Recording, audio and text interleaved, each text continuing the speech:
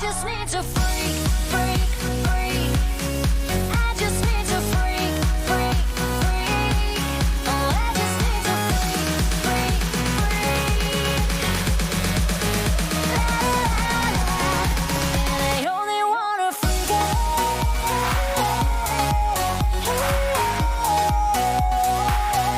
Yeah, I only wanna freak out.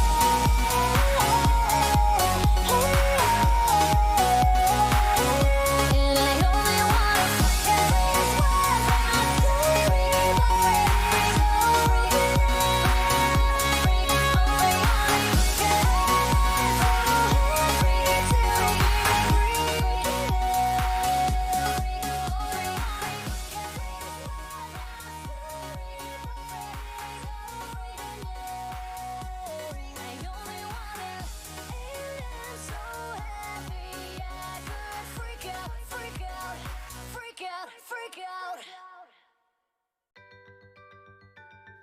Hello, ladies and gentlemen. Welcome to Haire's Worlds of Adventure, Season 2, Episode 1. A hairy situation? Did you get that spelled right? I don't know. Let me just make sure they're aware of Friday night around 7, stuck behind your desk and by the phone. Hairy, correct spelling sounds more like This will be the last call. Yeah, I mean, okay.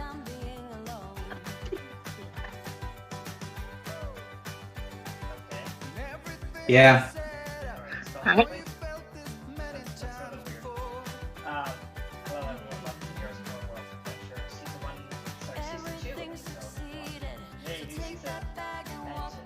Heroes of Worlds of Adventure is now called Heroes of Worlds of Adventure, okay, but, we haven't gotten the change yet, so new overlays to it. So, yeah, we're all excited to be here. A little bit of housekeeping. Some of our players in Season 1 have been but we're still continuing the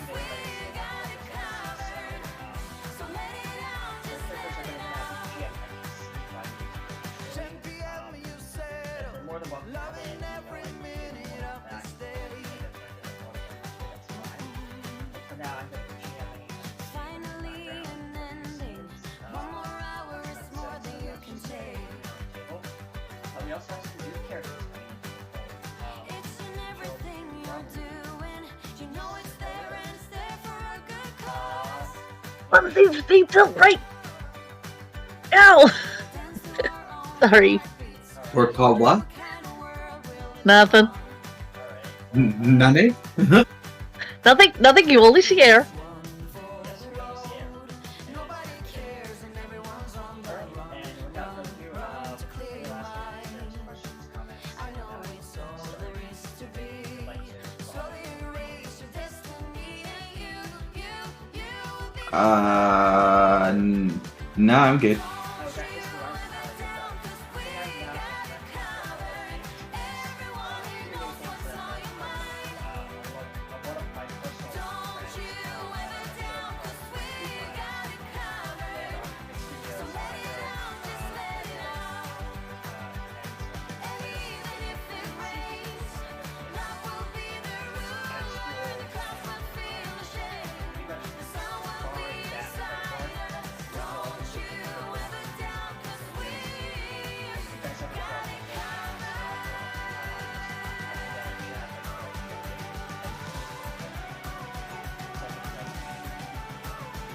Alright. Yeah.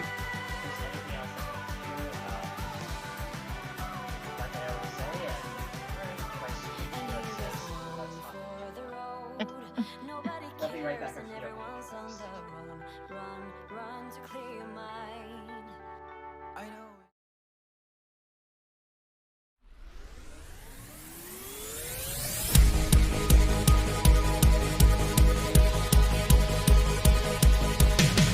Everybody let's go.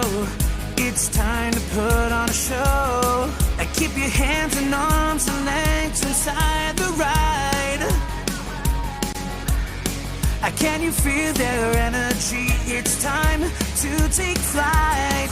Like a super-powered lightning strike across the sky. Heroes core, can you hear the roar? It's the ride of your life. Shine bright, destiny is in sight. It's the hope in our eyes. We're ready to fight, we're ready to go, yeah. Megatron has the power at the worlds of adventure. This park we will defend, yeah, Heroes Core.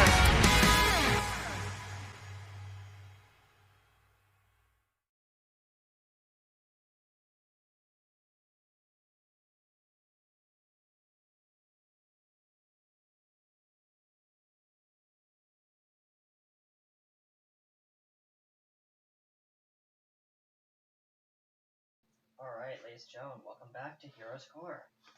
I am your production speedy boy, Harper West, but let's go around the table and introduce a few of our characters. You mean the So, why don't, or do we want to introduce them in the game? Because I can do it either way. How do you guys Well, the only two player characters that are coming back from season 1 are currently plotting universal domination. Well, okay, never mind. Yes. well, You haven't seen well, season well, one yet.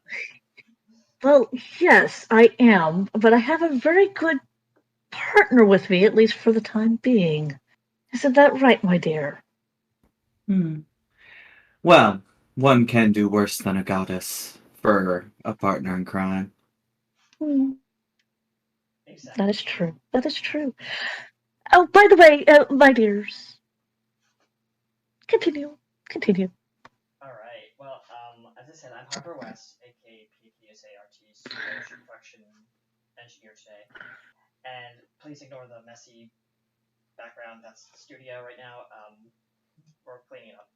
But regardless, let's move over to our evil furry friend over here. Oh, Not you. I know. Would you like to introduce yourself so that people know who you'll be playing?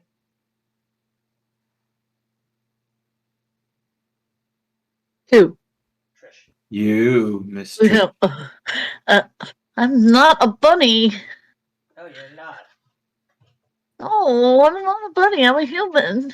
Yes, you are a human, but you're also a furry. Well, let me rephrase that. I'm in. No, no, no. I'm a human. I'm a human.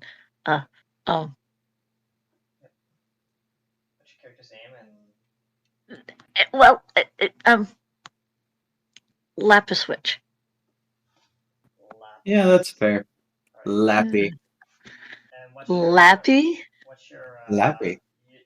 what's your real name? Like your not real name, but like She doesn't have one. she doesn't Uh, have one. She does not have one. No, We'll she does figure not that have one. out. Okay. Mm-hmm. Yes. Yes. Yes. And Yes.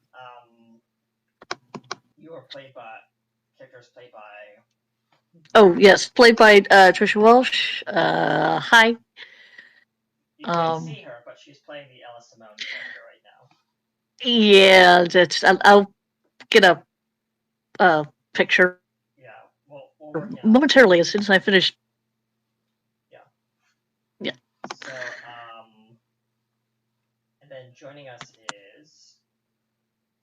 Hi, I'm Katie Wynn, and I am playing Mitsuki Hideyama, a structural engineering student. And currently, she doesn't have a hero name because she's human. And Yes. only human. Definitely only human. Yes. She is Alright. not a bunny as well. She likes bunnies, but we don't talk about that. That's fair. Alright. and where do we want to start off? Let's see. I'm gonna roll a die, and I'm gonna split down the middle. So let's do a D4, and who wants to pick even? Who wants to pick odd? So I feel like this is just fair. I'll be even. I'm the odd duck. The odd. Yep. Okay. Perfect. And let me just review my script. Okay. Yep. So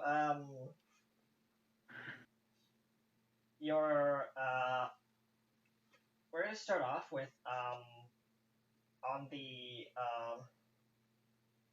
what did you come up with a name for your ship yet?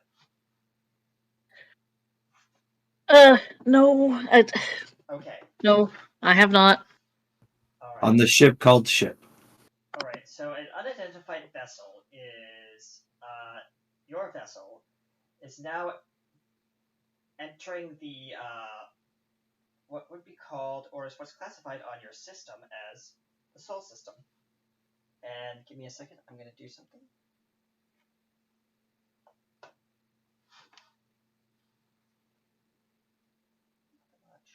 There. Captain, we are now entering this designated system, Sol. Systems are currently operational. Course set for the third planet in this system.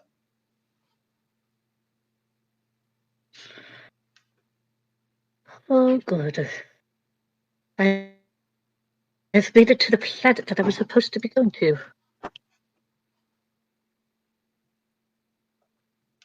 Captain, I am experiencing or detecting a strange anomaly coming from the main sequence star. It is highly unusual and irregular. Origin unknown. I suspect that there is going to be... I need you to roll a dexterity saving throw. Oh, thanks. I don't have that up. It's okay. If you'd like me to roll for you, that is more than... Yeah, yes. Okay. I just need to know what... Do you want me to just do a flat dice roll? Just do a flat dice roll. Just... Well, you succeed. You grip onto your seat. You've been through worse than this. Grip onto your seat. You strap in and you hold on, and there is a wave of energy coming straight for the ship. What do you do? Remember, your ship is voice activated, so you can just tell what to do. Waits for impact. Raising shields. And the ship shakes and buffets and stuff like that, and you have you're thrown about a little bit. You don't bump your head or anything like that, but you're pretty banged up as your ship is spiraling out of control. And you hear alarm bells and sirens going off and stuff. I'm not gonna play that for the stream. But you hear the very crackly and very glitchy robot voice of your ship say, "System damage, critical damage, detected.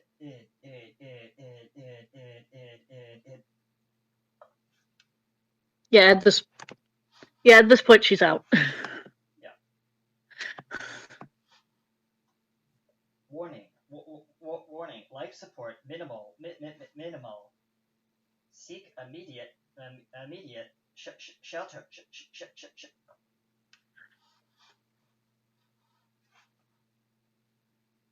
You're on minimal life support. You need to land immediately. But you're making your way head over heels. Your ship's tumbling out of control towards a very large structure in orbit around the third planet. And this is where we jump over to I'm gonna butcher this name, and I'm so sorry to do this to you, Jess. You can just call her Suki. Suki. Okay, Or, yeah. All right, can we call her Sue? Or Are you going anywhere? Oh, okay. Did you have a good time I yesterday? mean, Cool. For my edification, I mean, it's up to you if you. I haven't been given lunch yet. I mean, Suki would probably be the more I was kind of waiting for appropriate somebody to way wake to up. shorten her name. All right, Suki. Okay. Well, So- I'm currently putting chocolate muffins. I'm going to be putting chocolate muffins in the oven. Yeah. Do I have any TV dinners left? Okay. All right, so Suki, you are on the surface of what this planet is called Earth, and you are making your way in a You've got exactly one chicken and mac and cheese meal. question. Do you I have exactly what? One chicken and mac and cheese meal. All right. So if Suki, You sure you if want to you're say that for the defend yourself? Mhm. are you driving? Oh, Are you well, taking like public yeah. transit? How are you getting? What else to do I the have? parks for this event? In the freezer? No. Well, I kind of figured that. Well, She I is. have an idea though. Um. Just do pot stickers; it'll be easy. Yeah, Anyway. just do the pot stickers. Um. We are probably taking public transport because we are a poor college student. Okay. No, still want the muffins. I'm gonna say you've I just want the pot stickers and the muffins because the muffins will be dessert. as part of your this engineering school project that you've done, you've been given like this. It's kind of like a hackathon, if anyone knows how that works. It's a competition where you basically design, engineer something that can change the world. And if you get the Yep. grand prize, you know, a company or an entity will buy that from you and give you royalties and all that and whatever. You've developed for this theme park a brand new space station that you've kind of engineered to be like the next generation of like the year 3366. It is state of the art. And this was like the biggest thing since sliced bread that because Earth technically has gone to space, but like only to the moon. And yes, there's the space station that's currently there, but it's been deorbited because there's no longer need for it, and the station's gonna replace it. So you've been basically tasked with building an entire brand new ISS, essentially. But we'll get to that later. Yeah. But you've been given tickets, and your entire school, entire class, has been invited to come along with you on this grand tour of this station that you've been building for like the past 6 years as part of your educational career. No, that's fair. And apparently, she is no longer a poor college student. If she gets royalties on a space station. Well, the paperwork is still underway, but like you're gonna get that first paycheck this day, probably. So That's fair. yeah, but like your life's gonna change for the better. So you're on this charter hover bus that's been like been prepaid by the parks apparently by the Bax Brothers, and it's bumping and like it's not the smoothest ride because you paid kind of cheap for this because it's Yeah. public transit. They just got whatever was available and just brought it to you. So buses bouncing Fair. around. So it's not a school bus. It's one of those like long charter buses things. So it's a little more comfortable than a regular yellow school bus with no seatbelts. Mm-hmm. But in this universe, there are seatbelts because remember, buckle up, kids. And That's so fair. bouncing around with that, and yeah, people are talking about like just general conversation around you. So that, what are you doing? Are you looking out the window as you're driving into the parks or like down the highway? Or Knowing like, her, highway would be more like a hover. Like think of it like Star Wars, like the hover. Yeah. And all that, yeah. Through the city. Knowing her, she is probably she probably has a deck of cards in her hand and is doing the equivalent of card tricks. Not like are these your card tricks, but like flipping them, catching them in the deck, like she is slinging cards. Yeah. Just Your professor keeping her hand. looks over to you and says, she, Suki. Sorry, Suki. Suki, we're almost here. In one of your people sitting next to you and in the chair next to you, it says, just looking at the window, just awestruck at the parks coming into view, and says, "I've never seen the parks so up close like this before." How do you respond as the person's looking over to you and kind of just nodding? I mean, I went to one once when I was a kid. Oh, the person says, "Yeah, I've heard about that one. It was actually on the former site of where this park stands right now. Apparently the Baxter brothers are kind of like the new age version of what was that guy's name from like the 19th century? Started with a D, ended with a Y. I don't remember his name, but whatever. Uh, doesn't matter. I don't know. Yeah, it's somewhere in the history books somewhere. But regardless, yeah, it's the bus kind of rolls to a stop at the gates, and the person says, "Give me a moment. I'll be right back. I have to just check us in." Gets up out of his chair, walks to the front of the bus, gets off, and there's like a couple of security drones, like robots, around the bus, and they're like inspecting the bus, checking for the usuals, security Well, measures. I I guess it's good to see that they're a little more upgraded. The ones in the original park were a little shoddy. The friend looking out the window says, "Why don't they have any people working those parks anymore? It's all robots, from what I Do can you see." know what happened at the first park? No, what happened? I well, it was a whole hostage situation. There was a maniacal maniac. I was, I don't know, I was 6. She says I was 6 and things were falling down around me. Well, yeah, I mean, like, Suzuki or, I mean, I read your report. It's amazing. Like, how'd you come up with that idea? I mean, it just took. Honestly, it's not that hard. People think that anti-grav is the end all, but it's not if you can suspend space itself. I mean, and that's not. It was really based on this.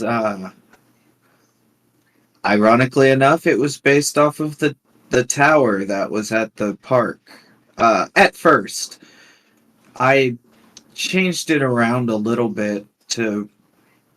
Are you referring to the Project Titan, like back in 3301? I mean, yeah, but okay. So what keeps it going it's kind of like a magnet mixed with a quantum lock. She says The it's student's eyes are just bulging wide, like they've glazed over. And even though he's a student of the class, he is not as adept at like all this techno babble that you're throwing at him. So it's going in one ear, out the other, and over his face. Because no, that's fair. he's like one of the first year students in this program, so like he's very new to all this like high end level, like high engineering technology stuff. I mean, he knows Yeah. some things, but he is like your idol in the class. Like He looks up to you. Is what I'm saying. yeah, He yeah, thinks I get it. you're his idol. Sorry, I meant to say that, by the way. Yeah, So yeah, he's a and groupie. Got it. yeah, and a lot of people think he has a crush on you. It's been rumored around the class that people think he has a crush on you. But Yeah. Uh and he's kind of like looking at you, eyes beaming.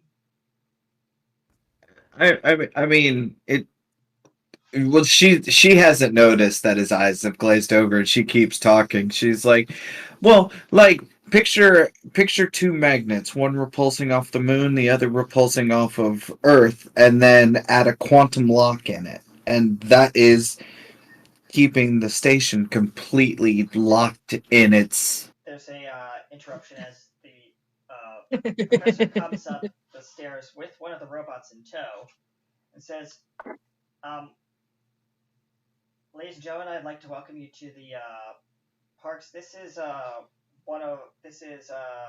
P309. He'll be your personal escort today." And P309 says, "Hello." Ah, "Hello, I am P309. I will be your personal assistant here in the parks today. If everyone is ready, please gather your personal belongings and follow me. Please form a neat and orderly line outside the bus, and I'll escort you in."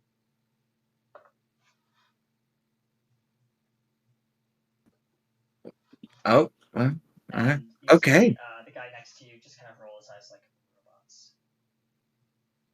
Hey, it's not their fault, she says. She'll Suki will gather up her deck of cards and slip them in her backpack, and she didn't pack much. Okay. She's got clothes, basically anything that can fit in a rather large knapsack. So basically a day bag, is what you're saying. Yeah, yeah. Fair enough. And meanwhile, we're going to cut back to what was in orbit. And you are. Sorry, Trish, your character's name is what exactly? Lapis, right? Yeah. Lapis, you've somehow managed. Your eyes are like fading. Well, like the eye fluttering slowly opening. It's like it's blurry vision kind of scene, and your head's tilted to your side as you're like light sparking and all that stuff, red lights pulsing, and you hear very kind of like that like droning voice like echoing through your head. And I'm gonna do that just for identification. Uh, Captain, Captain, Captain, can you hear me, Captain? Uh, Lapis, Captain, come in. Can you hear me? my head.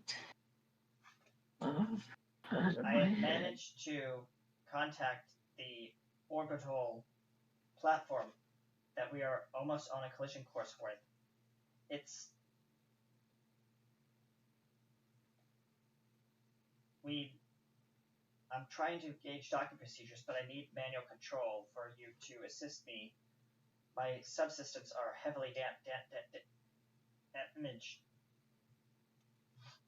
Warning: life support at 12%. Oh, that's not good. And she, um, with her head pounding, Mm-hmm. she's still she's still very much locked into her seat, but with her head pounding, she manages to pull herself up and hit the few buttons that she needs to hit. Manual Did control online. Line.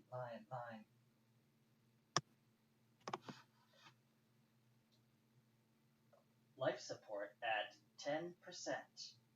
Land now. Land now. Land.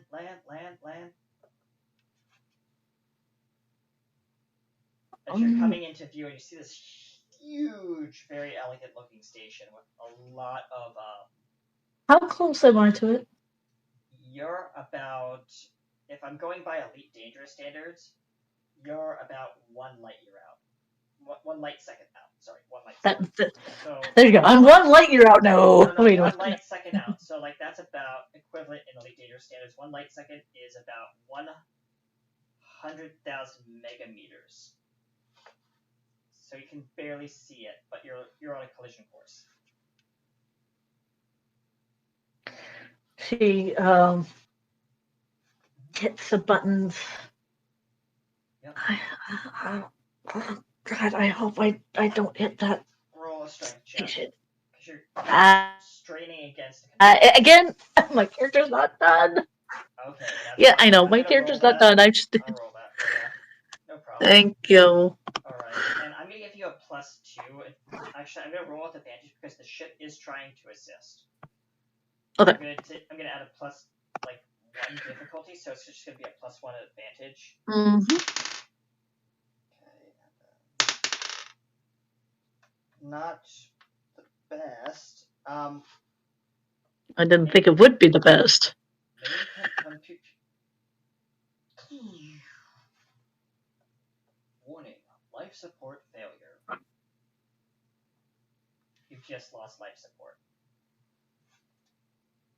No. No. And power is failing across the board.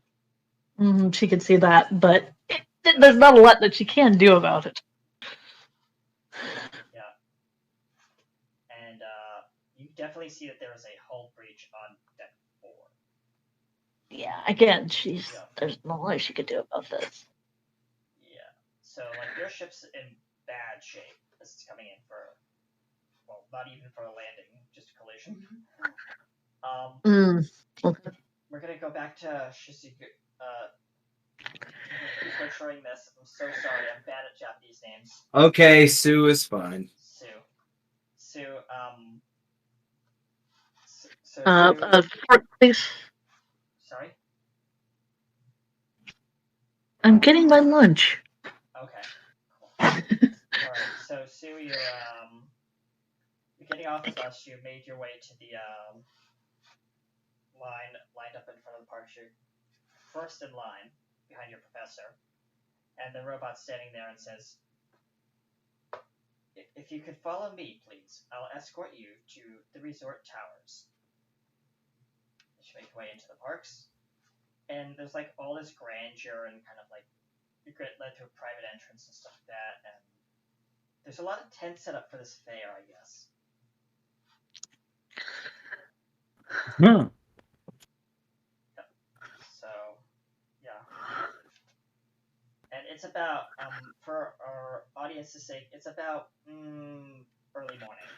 So the sun is kind of just about risen over the horizon, casting very beautiful light beams across the facade of the parks.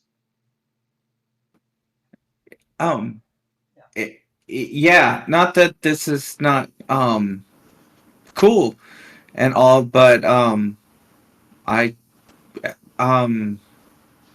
when are we going to see the station? Sue says, Are you asking the robot or are you asking the professor? yeah, the robot. So the robot's head swivels around 180, looking down at you, which is kind of creepy. We can go to the station once you unpack your things.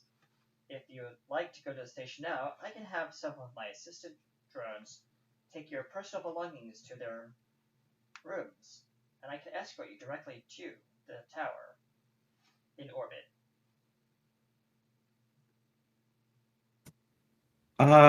Sure, yeah. Here. And she'll pass off her backpack. Thank you. Oh my, this is very heavy. It's not that bad.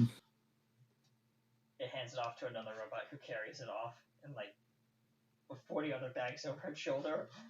And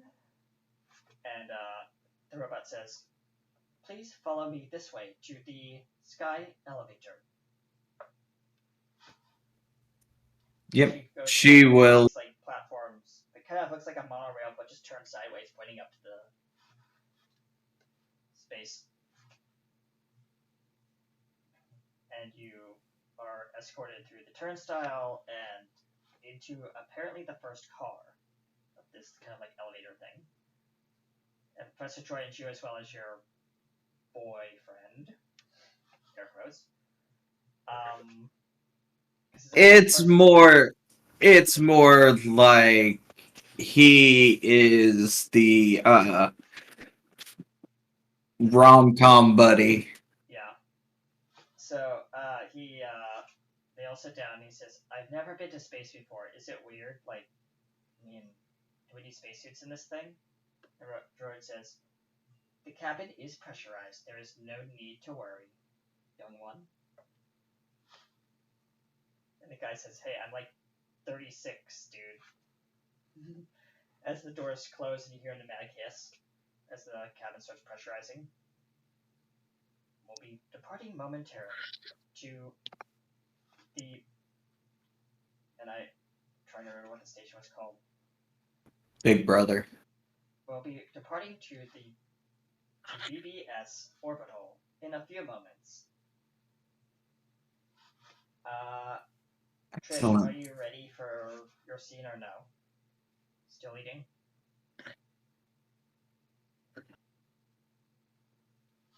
Okay, I'm gonna take that as probably you're still eating.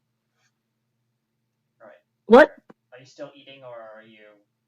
Oh, I'm switching between trying to build my character and eating. Okay. So what do you need her to do?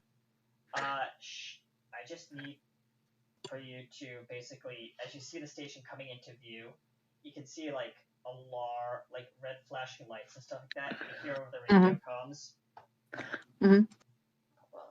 No, crackle. Echo. Hold on. Actually, a little bit of echo.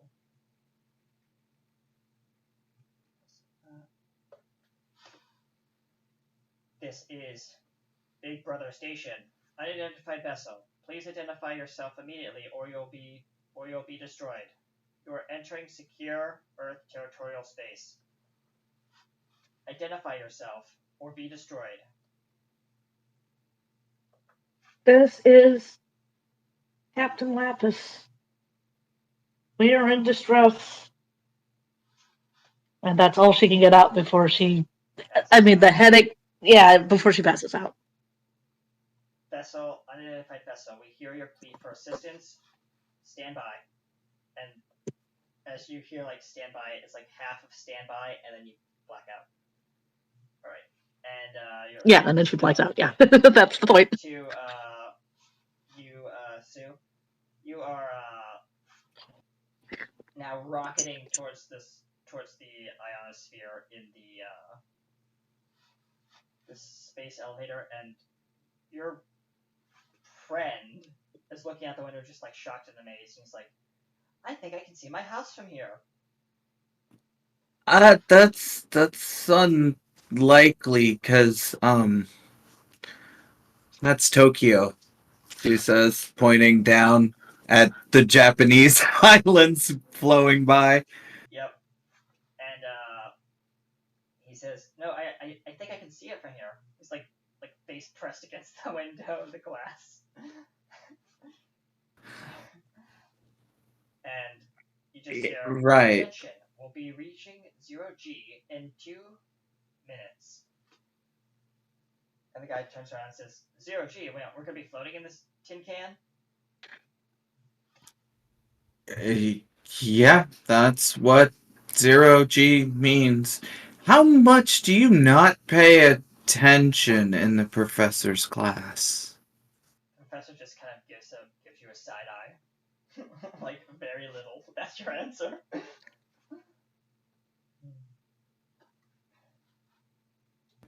She just sighs. Like, he's a good test subject for tech, but he is not the brightest bulb. The professor kind of nods and says, "I think we're reaching 0G," and at that moment, he starts floating out of his seat and expertly maneuvers over to like you're next to you. He's been in space before, apparently. That's fair. And the robot's just kind of strapped in magnetic like boots and everything, so it's not moving. It says, I hope you are enjoying yourselves. We'll be arriving at Big Brother Station in about another minute. Is there any questions you have for me before we begin our tour?" And as you're looking out as your friend's looking out the window, he says, "Uh, um, Sue, is that what's that?" Pointing out the window at a very large burning object heading straight for the station. Um, meteorite, maybe? Uh, Is that going to destroy the station? Because no.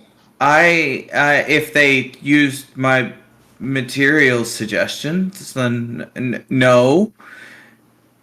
It'll. It depends on where it hits, she says. and the robot looks over and says, his eyes flicker like kind of like reddish green, and says, "Sue, I am directing you with a urgent communication from the Baxter brothers themselves." Okay. And Sure. it's kind of creepy because you hear the Baxter brothers' voice coming in through the robot's, you know, vocal box. And I can't do a good Baxter brothers, so I'm just gonna do it normally like I talk. But they say, hey, Sue, yeah, this is Baxter, and hi, I'm Baxter. We have a slight situation up here. Are you on your way? Yeah. Okay, when you get here, proceed to the command deck, and my friend, P308 will be escorting you directly there. Do you know how to fly a small spacecraft? I Like can a figure. rescue drone, one of the rescue drones that you developed. I know Oh, they haven't yeah. been tested, but like now's the perfect Yeah. time to put them out in the field. Yeah, no, those are easy. Anybody good at flight sim should be able to do it. Well, I don't have opposable thumbs, so and you have like a projector on the screen, and he's like showing his his actual hands, which are not like human hands. And this is the first time you've seen Baxter on camera. He is. It looks like a kind of like a guy with a furry suit on. You don't know if it's actual a furry suit or not. Can't tell. Ah, okay. Oh, this y- don't worry about that. That's from the Cataclysm. I'm sure you've read a lot about that. I need you to get here as soon as you can, and yeah, get here as soon as you can, and we'll be waiting for you. Click. yeah. Okay. Um, There's a loud clunk as the space elevator docks into its position, and the door hisses open, and the robot stands up, and you've all like come down to like regular gravity now because when you connected, its gravity yeah. suspends. She And hits you the ground. just hear a loud oomph as like your friend just like face plants into the floor. He Yeah, face planted into the air. no, that's fair. She lands on her feet and starts she's going to start running towards the bridge. I mean, she designed this thing. She knows where everything is.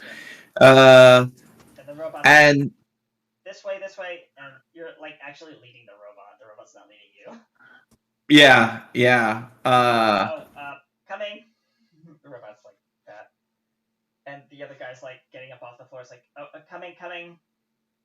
And you hear alarms like, warning, collision imminent. Warning, collision imminent. All personnel proceed to designated safe zones now. Warning, collision imminent. yep, it's times like this she's glad she had track in high school. I need you to roll an And athletics check. yeah, she gonna run. Mhm. 19. You make it to the turbo, like the main interior elevator to the bridge, and you're pushing that button frantically. Yeah. And this is when it dawns on you: you should have installed stairs. I mean, probably, but The door, and we're gonna cut back to Trish's character. You are now 500 meters away from megameters away from the station. She's out. Yeah, you are out, and the ship is still hurtling as a fireball straight towards this object. And Yeah, she can't. Yeah. I'm just kind of cutting back so I can Unless someone saves her pretty darn quickly. Yep. Yep. You're on the now you're on the bridge, Sue, and it is like organized chaos up here. Like think of it like like NASA Space Center, but like everyone's talking, everyone's communicating back and forth. Like it's like the operations center of like NASA up here. yeah. And they're like, you step onto the platform, and the Bax brothers are looking out the window as this thing is hurling almost straight at the window from a very moderate distance. And he turns around. They both turn around, and yes, they do look like humans in furry suits, but they look real. They both turn and they both look at you, and it's like, oh, hi Sue, hi, I'm Baxter, and I'm Baxter. We're the brothers, and we have that. And they both point simultaneously, pivoting in different directions out the window. And we don't know what that is. And one of the comms officers says, "Sir, I'm getting an incoming transmission." Baxter Brothers says, "On screen," and you just hear crackling over the radio. This is Lapis. I am in distress. My ship is. I need help. It's audio only. That's all we have, sir. Brothers look at you. It's like, since this is your station, he looks over to one of the officers and says, "Relink, temporary command transfer to this young lady here. Command codes transferred." Because you built the station, you have full control over it at this point. Yeah, she just looks around and says, "All right, let's see what my big toy can do." And she'll get into like the play, because she did design the bridge for the Baxters, and knowing from the parks how they sat in the little car, she kind of hops into that center circle and starts typing away and starts unleashing the repair drones. Alright, and a rescue drone, or are you going to have to pilot that manually? She can pilot that manually, but okay, but the repair drones are getting ready to be deployed. Okay. I need you to roll a intelligence check, because this is gonna be fun. With advantage because this is your baby.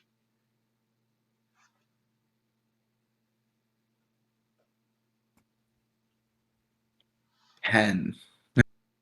10. Okay. Under this immense amount of stress, you're trying your best, and some of the other technicians on site are helping from their own stations. So I'm gonna give you maybe a 15 for fairness sake. Okay. Because there are 5 other people helping you, so that's No, fair. that's fair. So that's a good assist. Yeah. The repair drones are deployed, but some of the other technicians are saying, suggesting, well, we could shoot it down. We don't know if it's hostile or not. But they did ask for our help, and they're in distress. And the third one chimes in and says, "Well, we could use you weren't kidding. We could use the oscillating tractor dish to reel them in, or we could just take a repair shuttle out like the Baxter Brothers suggested." And there's all this conversation going around of like conversation of like ideas, arguments, and it's just kind of like a lot of noise in the area. What do you do? She puts on a smile, ignores the noise, and yeah, starts working on saving people with yeah. Attention, collision imminent. Attention, collision imminent. Raising the automated defenses in 5 Thank you, minutes. Kevin. Because remember, the station has a automatic defense protocol built in. Yep. You can She'll override that at any time because you are in command. yeah, she's gonna stop that. Like, yeah, no. Automated defense protocol offline. Warning, warning. Unidentified vessel approaching. Recommend defensive countermeasures. Oh, come on. And she'll try and find a way to arrest the movements. Either actually she'll redirect the magnets from the station to slowly start like repairing or yeah, repelling, Repelling the. like to slow it down and then start bringing it in. What? Yeah.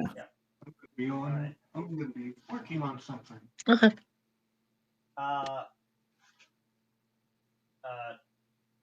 Lapis, your character is jolted out of unconsciousness by Mhm. a loud shudder on the ship, and you've your eyes kind of slowly flutter open, and you realize you're no longer in a you're no longer in a uncontrolled like spin towards this object.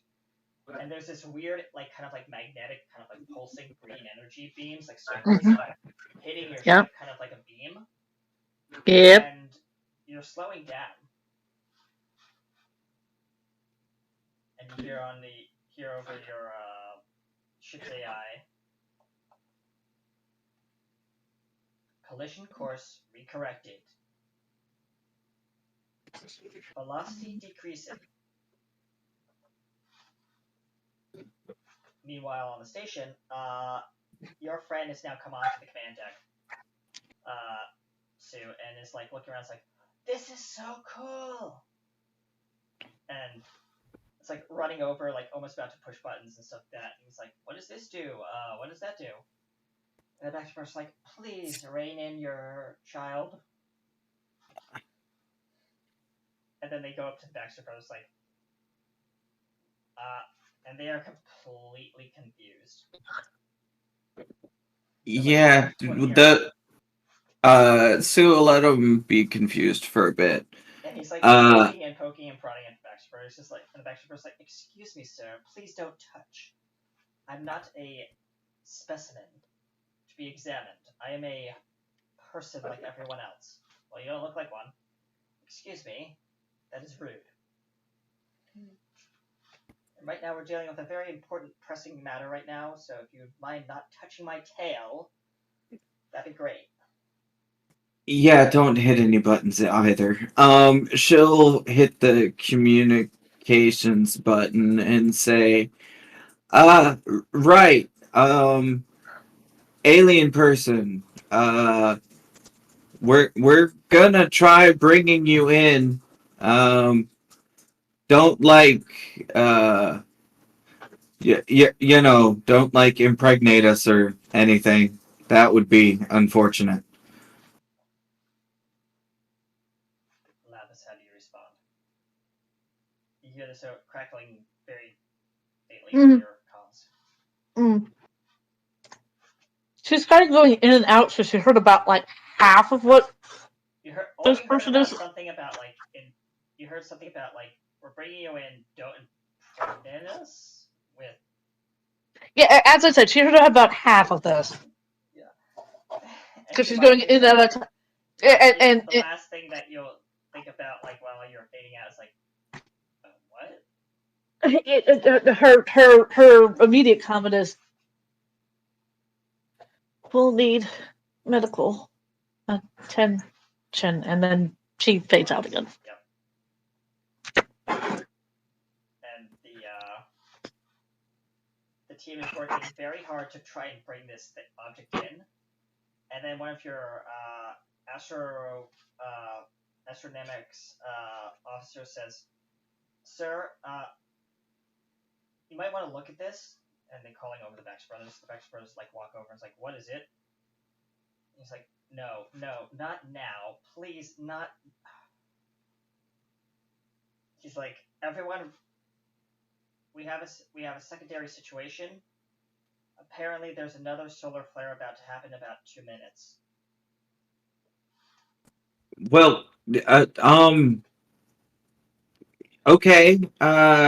Somebody's got to stay here, and men.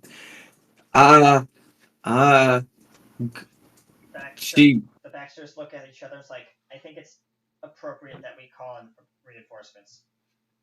And they like go over to like one of the desks, pick up like a gold phone, and dial 2 numbers. "Hello, yes." And they're like, "Yeah, we need, yeah, bring the whole team." Or, "Yeah, everyone." They hang up. Yep. Sue is going to shout to her friend, "Start getting people out of here. Go. Wait, Get what?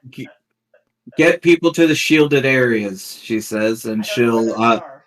I mean, like, this is your follow the lights, she says, and she'll You'll slap a do button the All of the lights. on your comm. yeah on the big center desk of buttons. Yeah, she'll hit the button and just say, "Follow the lights." Attention, all personnel. Proceed to designated rally points now. This is not a drill. I repeat, this is not a drill. All personnel, please proceed to your designated rally points now. This is an emergency situation. Remain calm and proceed to your rally points now. That just constantly is on a loop with like sirens going off and everything as all the technicians get up and leave. Yep. She's gonna keep modulating the magnetic field to make sure that she doesn't railgun the ship through her station. And yeah, I need you to roll another strength check. Strength check? Okie dokie. Because keep in mind, you're in full control of the station. Your body is basically acting as the station at this point. So I'm using your stats for the station. Oh, fair enough. Because I want to do a kind of a cool twist. 15. That works. So, yeah, you managed to bring this object in a little closer. And you can see that solar flare is like ejecting towards the station from the sun. You'll have minutes to bring this thing in and dock it before you have to raise the shields. Yep. Because you can't use the magnetic repulsor without with the shields on. Yeah, the best she can do is she's going to shut the shutters on the windows and do the guiding by, radar. Instrument, yeah. And hope that the plating on the shutters is enough to keep her from dying. Yeah. All right. And there is a loud electrical pop behind you. It almost startles you. All right, I'm here. The rest of the team's coming. Oh, hi. You just hear this voice from behind you. Japanese curse word as she spins around. You see this guy. Well, what looks like this guy, which is basically my character Harbor West, in his like leather bodysuit kind of thing. Yeah.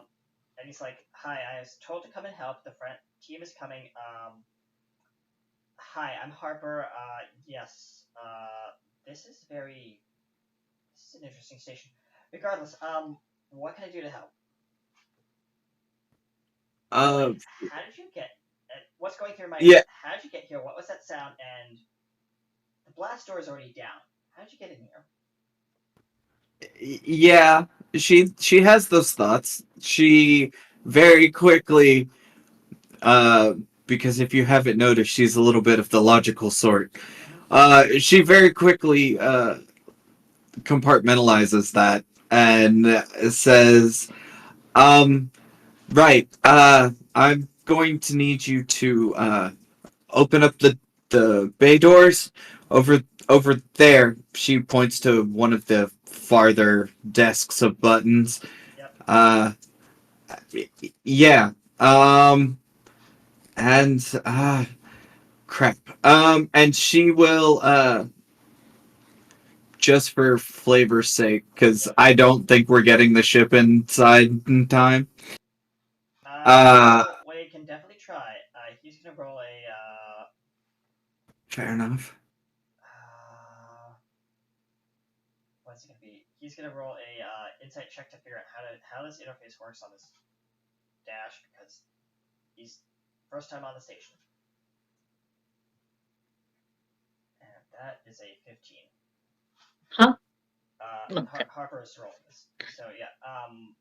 Okay. Pushes a couple buttons and says, okay, so the bay doors are open, but I'm getting some kind of like system warning saying that it's not safe in there and lethal radiation is imminent. Is that? I don't think that's a good sign. And may I get your name, ma'am? While It's you're super concentrated with this headset on and like you're like mind uh-huh. controlling the station. Yeah, she is going to start turning the station.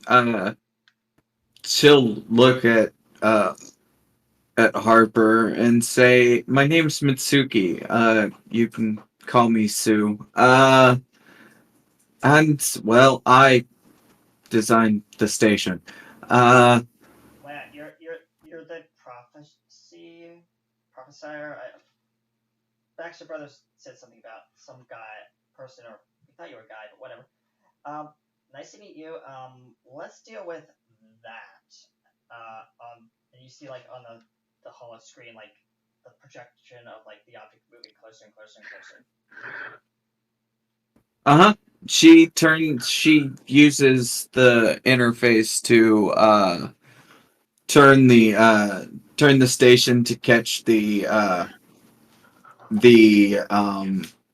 ship All right. as she bounds over the she'll bound over the center little circle thing and say, "Can you get us down to that shuttle bay I can certainly area?" try. What I'm about to do is probably gonna be really weird for you. He grabs your hand and you just feel a tingling on your body. And you're now in the shuttle bay, and there is a lot. It's super hot in here, and he's kind of like holding up his hand, and you can kind of see like this crackling like force field around him. And Yeah. you were upstairs. Now you're down here in a blink of an eye. How did you get down here, and what is he doing with his hand? One of the things she hasn't told anybody is she's been through this particular Situation. not the situation but the experience before. Oh, okay. She was one of the people that he blipped out in Okay. the park that all those years ago. Okay. And he says, like, you kind of just shake your head and kind of like shake it off, and you see this very large ship coming in. It's heavily damaged, battered. You know. Uh, Trish, are you ready to roll a survival check? Oh, damn it! I'm still in the process of. Roll for you. Yeah, please. I am so sorry. I should have done this yesterday when I had a chance. your ship is bumped off course out of the like the oscillating magnet repulsor, Mm-hmm. and this energy wave hits your ship. And Okay, she's definitely out at this point. yeah, you're out at this point, and the ship is now like kind of like just spinning out of control away from the station. You're gonna have to grab it again. And this wave also comes into the station through the hangar and hits both of you. And this guy, Harper's holding up his hand, flip, and you hear like kind of like a shattering of glass as like this energy that he's producing is too weak to like hold back the blast. You guys are thrown against the back of the bulkhead. I need to roll damage. Oof. 4 points of damage, bludgeoning. Oh, that's not too bad. And yeah, Harper's gonna take 4. Oh dear, I broke 100 health. I am now under 100 health. Oh dear. Yeah. So yeah, Harper just kind of like winks and he's like, what's that? And there's this weird kind of like even though you're blacked out, you feel this weird kind of tingling all over your body. And it's like you hear kind of like a fading voice of like, Sue, can you hear me? And he's like looking over you, and you're just like blacked out. Yeah. Please describe your transformation. Yeah. When the wave hits her, her limbs, her legs and arms, the hardest or the easiest way to put it is they tighten like muscles. Yep. She becomes a little more slender. Her hair, what wasn't burned off, starts glowing and turning a red uh, around her. Around her, her glasses are blown off, but now she doesn't really need them. And her hair has draped over where her ears should be. And every time Harper, even though she's blacked out, every time Harper shouts, one or the other or both ears twitch. Yep. Yeah. And he's like shaking you, like taking your body and shaking you, and it's like, come on, wake up. And he just goes over to like, flips over to like the nearest vent panel, flips back, brings a defibrillator, and is about to hook you up to it. And the blast door is going down now outside, and the ship is still spiraling slightly out of control. And Lapis, Yes. you're kind of spinning upside down like in one of those like amusement ride feelings. Mm-hmm. You probably don't know what amusement ride is, but you know, whatever. And for some miraculous reason, this blast has recharged your ship's systems, as all your systems come back online. I'm going to open one eye. All right, you're opening one eye, Ugh. and yeah, And I'm calling out to the AI of the ship. I am here. Situation report. Systems are coming online slowly, Captain. The main thrusters are currently inoperable. However, I do have secondary backup thrusters available at your disposal. All other systems, including life support, seem to be online for some reason. My memory is very fuzzy. I do not have any recollection of major repairs being made to the vessel. Can we make it to the thing that we were spiraling towards? Affirmative. beginning docking procedures now. And the ship kind of straightens and rightens itself, and then it kind of shifts off to the side. And you hear a loud, and you hear like a loud, like steamy hiss throughout the ship. Right. And you just hear over the PA, oxygen pressure. Well, actually, what kind of air does your character breathe? Oxygen, or is it like another like kind of like? No, it's oxygen. No. She Okay. she got from an Earth-like planet. Okay, just want to make It's just it. Yes, it's different. You hear a rush of air, and you just hear life support nominal.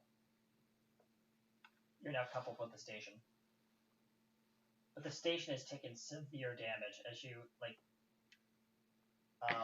So you wake up and Harper is like over you, and like you just see his huge face coming straight at yours, like he's about to like give you a mouth to mouth. Oh, that's not something you want to wake up to. No, she puts her hand up and is like, "Hold up there, Sparky." He's like, oh, okay. He takes the, he's like holding up paddles, and he's like, drops them, and he's like, "Thank God you're alive." He says, hold on. He kind of like cradles you under his arms, and he blips you back to the command center. And he says, She flinches because of the thunder crack, and her ears kind of flop down like they're trying to cover themselves.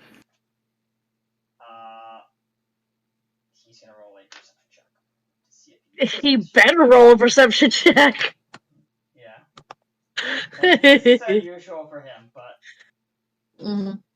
perception. Let's see what he gets. Nope, he does not notice your ears floppy. Yeah. And so he just kind of puts you there, and he's like, "Okay, you wait here. I'm gonna go assess the damage. Don't move." And he blips out of existence. You're left alone in the room. And you hear, like, the sparking and like the pulsing and the alarms and all that. And it's loud. Yeah, she goes to cover her ears where she thinks they should be, and she just kind of moves her hair back, and all she feels is like fur where her ears should be. How do you react to that?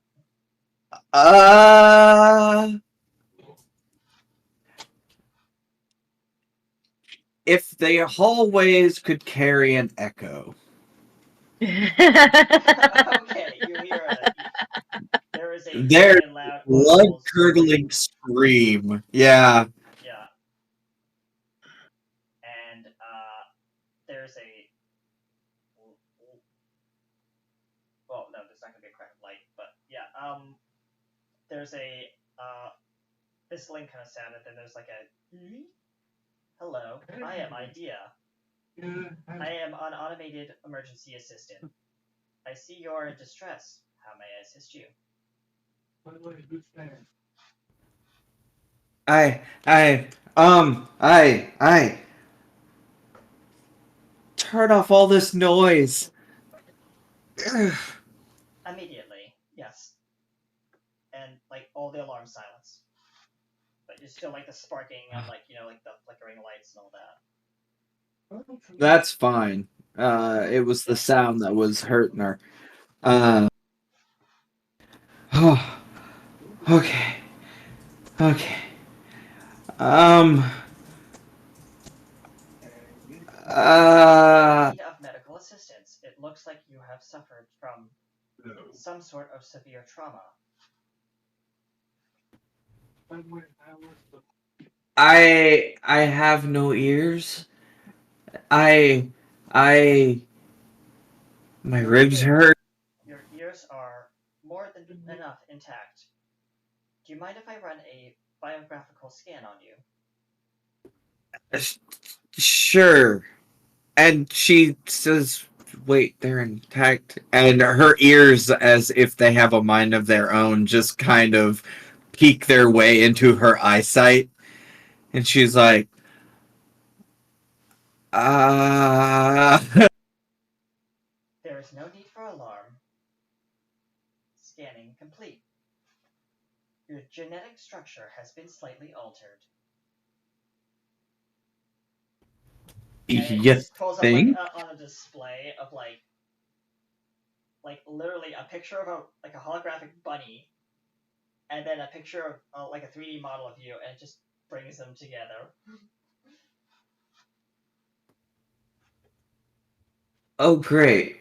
I'm like the brothers. Why couldn't I have gotten a cool superpower? Uh, she looks around. Uh, did the others make it to the safety areas? All personnel are accounted for. 149 souls are currently safe in quarantine zone B. Was that how many people were actually on board? Yep. Mm-hmm. Okay. Well, Sparky's going to check the the damage. I might as well go check on our friend. Uh, idea, can you open uh blast doors to the shuttle bay? Blast doors have taken severe damage. They will not be able to be opened electronically. Manual override is strongly recommended at this point. Uh, okay. She'll go to try and find the manual override. You'll have to go down physically to the hangar. Yeah, she will. Yeah, go down. And as you're making your way down the hallway, like it is like an eerie scene from a movie. I mean, not like blood and gore or anything, but just a lot of destruction and damage. Like this thing took a lot of internal damage. It's going to be months before you get this thing fully operational again.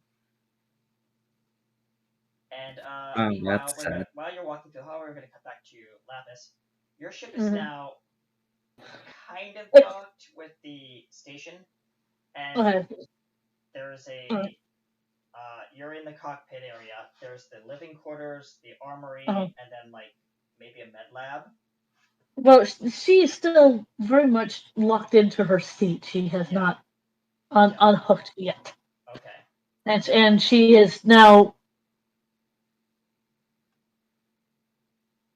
She's now opened both of her eyes. Her head hurts because she's got thrown around, Yeah. And and she goes, "Have we docked?" docking affirmative. We have fully docked and are now on whatever this orbital platform apparently has been designated as Big Brother. I'm currently in communication with the orbital platform's AI, Idea. They are aware of your presence and will be assisting you momentarily. You are in no condition to leave your vessel. However, I am bringing medical help your way. Stay here, Captain. Thank you. You are welcome. And she now opens her eyes. She now opens her eyes. She's looking outside of the view screen. What does she see? You see a blue planet with a lot of green objects. Probably for our audience's sake, you're looking straight down at what would be maybe the African peninsula. And it's turning, right? It is turning, yes. Okay. All right. She goes, I don't think I've ever seen such a beautiful planet. Now I've just got to remember why I came. Oh, my head. Oh, something important. I know it's something important. There's a blip of not light, but like a flicker of light next to you, and standing before you is this. It looks feminine, very, very feminine, kind of. It looks like your AI, but it's definitely not Yes. your AI. It's idea. Yeah, and it's robotic in form, kind of. So it's like a feminine but a robot persona. I was I'm assuming you are Idea? That is correct. My name is Idea. I am a integrated dynamic electronic assistant. It seems like your vessel has taken the full majority of the brunt of whatever the wave from our sun is. May I ask, what is your purpose here? And if you don't mind me saying, welcome to Earth. Thank you for the welcome, and I When she honestly says can't. Earth, you don't understand what that language is, by the way. Yeah. She's being nice back. It's like thank you. It's yeah. Yeah. But I honestly can't remember why I came. I know it was something important that I needed to be here for, but I don't remember. It's And only she puts her head because her hands are free. She puts her hands up to her head. Do you want well, I haven't done a description yet. Do you kind of want a description of what she looks like? yes. I'll put this in later. Yeah. What Idea is looking at is a 30-something-year-old female presenting person. She has uh blue hair. Okay. It's blue hair. What she's currently wearing, this is not her normal clothes, but what she's currently wearing is uh uh kind of a modified Jumpsuit. it's it's a jumpsuit. It's a modified jumpsuit, but um um it's tricolored. Okay. It's all blue, but it's three different colors of blue. Like the pants are one color blue, like it's a dark blue. The So like midsection is another. it kind of like has different accents to it, kind Exactly, exactly. of. Okay. And she her when Idea looks at her eyes are a brilliant like blue. I mean, that's the one feature that other than the hair, it stands out, and she is um very white, Okay. Like pale white or like normal white? pale white. That's the reason why her eyes stand out. Okay. So yeah, Idea looks you over. Sorry. No, Idea does not yawn. But like she that's just me because I'm too tired today. But she looks you over and says, "You are in perfectly physical condition to move about. I don't understand. Running mental scan. Do you mind? No, I don't. You Just are as you're being scanned, you feel kind of like a presence in your mind. okay. So like it's Idea is a very advanced AI that Mm-hmm. has telepathy capability. Well, oddly enough, so does my character. Yeah, so in So the this is going to work do we want to wonderfully. build a mind space or do we want to just kind of do this? Um, It's your no, mind, they're so yeah, it's her mind in her mind space, and yeah, and yes, we are going to build kind of a mind space. But it's glitching because yeah. she has amnesia. So What's like in this mind big space parts of like the is mind space are like fractal, kind of like like broken mm, pieces of of code. yeah. Okay. Yeah, of code. Yeah. Um, what's in this mind space is that there's not a bed. Mhm. There is a what looks like to be a very advanced computer on one end in this room. It is a hex room. It has 6 walls. So on one wall there's a very advanced computer. It's not on at the moment, but there's a very advanced computer. Yeah. Next to it is a bookshelf. Okay. That's the same height as the computer. And then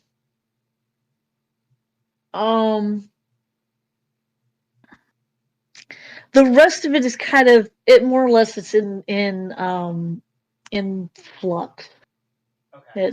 It's kind of glitching in and out because of what's going on with her Yeah. So she at the moment. So Idea steps into this environment, and Mhm. she is kind of like fractaling too. Mhm. She's more stable than whatever else is in here, Mhm. but she's trying desperately to hold on. And she says, "I now understand your pain. And is there a persona of you in this environment, or is it just her in this environment alone?" Idea. There is a persona, but again, it's very Broken. very broken. It's there is there is a female form in here, Yeah. but there's no features.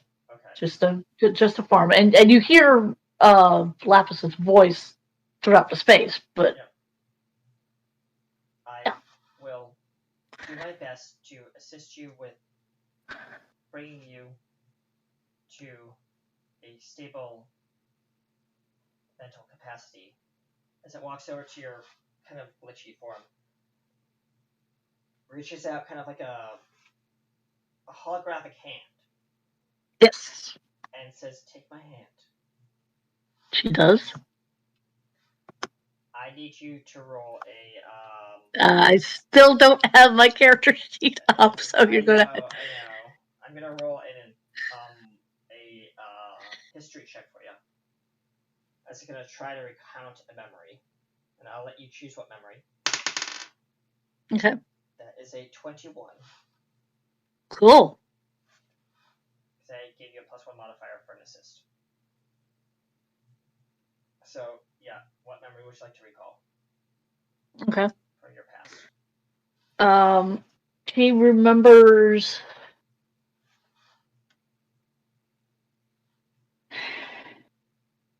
She's gonna have a sad backstory. Just That's fine. the way of this. She remembers. She remembers that she had a family, but they're no more. Okay. That they died. So images of like maybe Of a happy family, a happy but family, and then like and then something happens. She doesn't remember what happened, but something happens, and then the next image that Idea sees is her sitting on a is field that in front of a bunch of, I guess. well, not well, no, Okay. it's more or less she's in a city, And it's and raining. yeah, and it's I'm raining, pretending and like the raining in the dark storm for the yeah, audience. yeah, she's sitting in a city. It's raining. She is crying, and well, technically, she's sitting in her house, and it's raining, and she's crying, and there's at least you can see at least one shape of a body. Idea walks over to the shape of the body, bends down. Is it dead? Yes. Alright. And It is dead. Idea is gonna roll a perception check. Mm-hmm. The cause of death. She has no idea because the memory is so glitched. Huh? Idea cannot analyze the cause of death because this memory Okay. is so faded. Yeah. And But this idea, I will give Idea this. Idea gets the sense that this happened when this particular individual was young, yeah. like a child. Okay. Which is the reason why the memory is so faded. But it is a very very strong memory. Idea 'Cause goes she's- over to the smaller form of this glitching figure as you, Mhm. and just sits down, wraps its holographic arm around you, and says, "I'm sorry for your loss." And it's going to hug you with one arm, close. And we're gonna cut back Wasn't my fault. briefly to Mm. your character Sue. Yep. Yeah, you are on the command deck, and well, no, you're making your way to the hangar, and as you're kind of running down the hall, you hear in your head, in your mind, Idea's voice. That's weird. I have made contact with the entity named Lapis. She is suffering immense emotional and mental trauma. Your assistance is strongly advised. Please proceed to Hangar Bay 3. E- cool. Uh, I mean, I'm not a psych major, but I'll see what I can do. And she'll push her legs faster, realizing she is probably like 3 times as fast as she used to be. Yep. Roll up athletics check with advantage.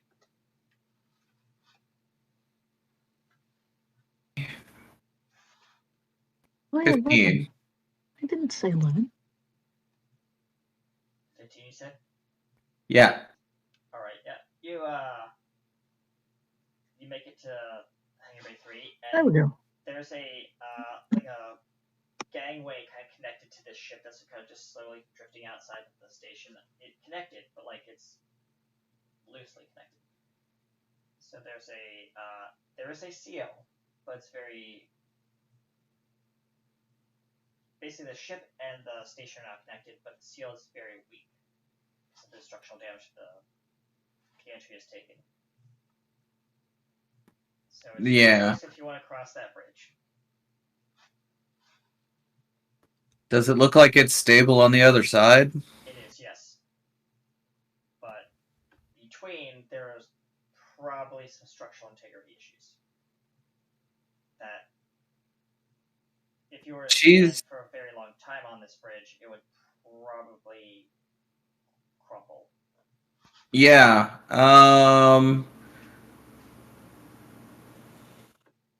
Okay. She will she will get down in a runner's position. Uh and she will tap into, she's like, okay, I don't have long on this bridge, so I shouldn't touch it. I can I can do that, right? Right? And she'll yeah, she will right before the bridge she will actually uh hop Yep. across it. Uh horizontally, she'll like when she hits the other side she'll have to roll, but she'll yeah. Acrobatics check, please. 18. Alright. Yeah, you make it to the other side. There's a one of those like kind of like station like airlock doors. And the controls are there. They're fritzing. And what do you do? Yeah. There is a panel on the wall that's like for emergency uses only that you can remove. Yeah. She'll do that and then open the door as manually as she can. You pull the pneumatic release, and there's a hiss and a shudder as the whole gangway kind of just shudders. The pneumatic hiss as the air escapes into the atmosphere. And the doors open halfway. Enough for you to crawl through. Okay. Um, Crawl she'll into a. she'll call into the ship first. She'll go, I'm coming in. Please don't eat me. And she'll crawl in. Uh, so Lapis, you hear this voice Okay. behind you somewhere down the hall, and Idea says, I feel like help has arrived. I'll remain with you until help is here. Is there, Thank you. can I help you get out of your seat, or do you need? I think yes. I don't know what my ship did to your station. I don't know if I'm trapped here or not. Don't worry Too about the station. Big Brother is right. fine, Okay. and That, that at least is good. and Idea's gonna have to roll a deception check because she's lying. I imagine she would be. Yep. That is a 17. All right. I mean, if you want to roll to sniff out her lie, that's up to you.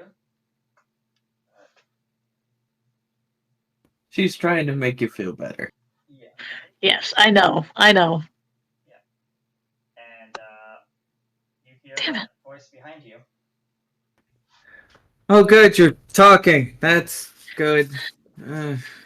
I'm not sure how. Okay. By the way, describe what your ship is like interior. Okay, where you guys initially find her? I mean, the ship that she's on doesn't have a it's not supposed to have a large crew. No, it's. It's the reason it's the reason why it's just her and the AI that's running everything. So the interior where you find her is it's just a seat with panels in front of her and the view screen. Yep. That's where you find her. The other floors are when she gets out, and it's like there's a kitchen, there's a galley, and then there's a. It's like an RV. Yeah, it's very much like an RV. So if everyone's thinking about it, think of it like a Cobra Mark III and Elite Dangerous, but just a little bit bigger. Yeah, Sure. something like that. Well, a few minutes after the words were said, just poking out from your side, you'll see a set of like reddish hued ears poke Mhm. up, and then the rest of a head. Hello.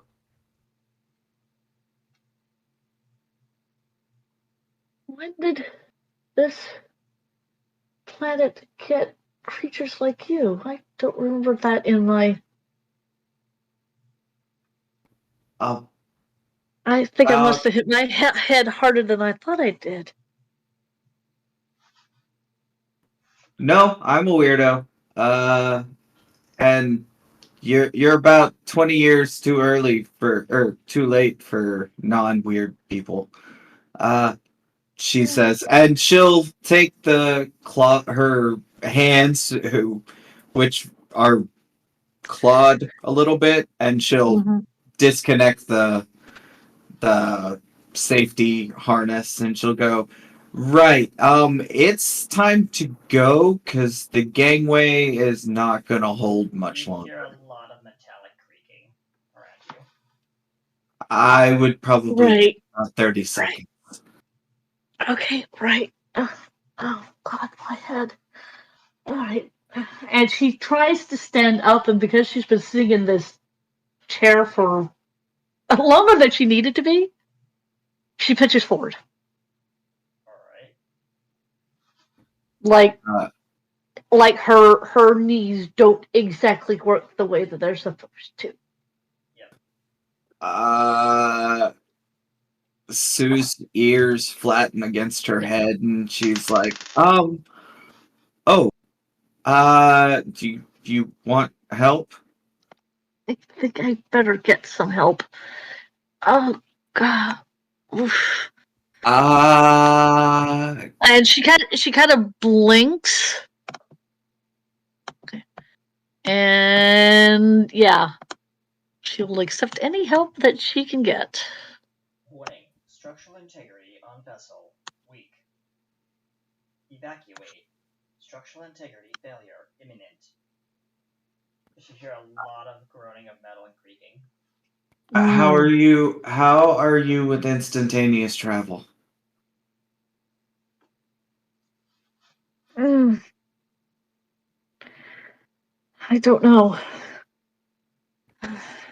Cool. Is this the communications button? She says, pointing to one of the buttons on the console.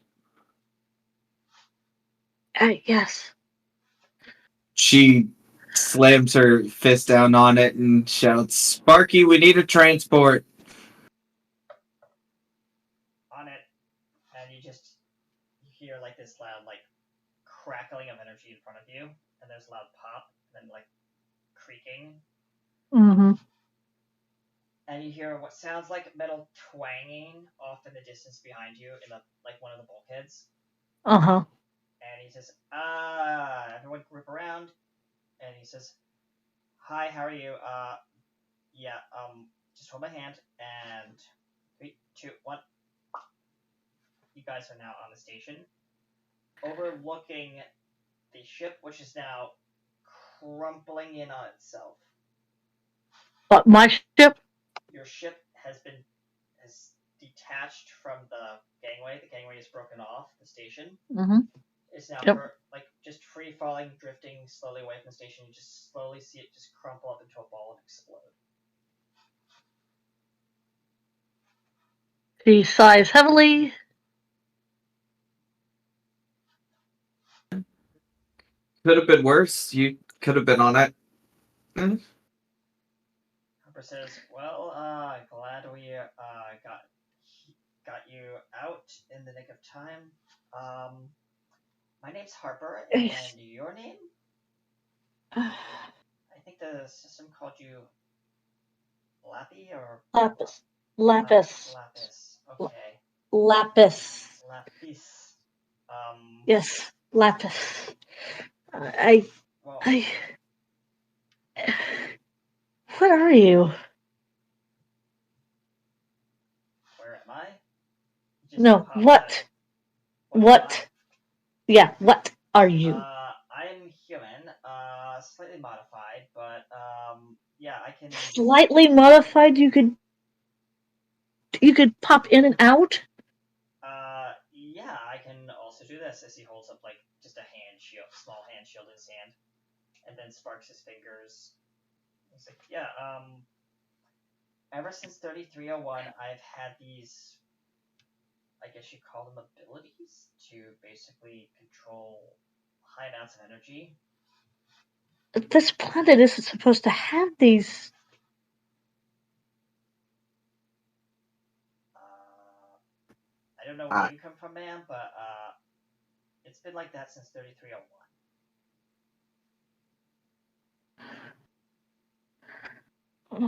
Really gotta recover. We're gonna find out why I came here from my planet. I know it was important. It came with a warning. Warning But about... I don't know. Interesting. I couldn't tell you. Well, I don't believe your ship will have any information because now it's gone. And I'm assuming you had no backups or any portable tech on board to back up or archive that data.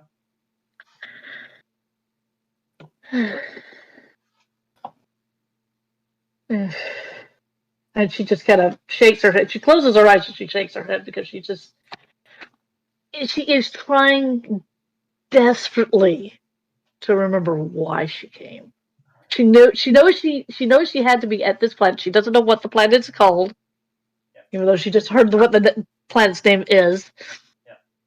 She knows that the planet is not supposed to have super powered beings. At least not yet. Uh, um, So this is highly unusual for her. we, I don't know about the rest of you, but I'm like really hungry.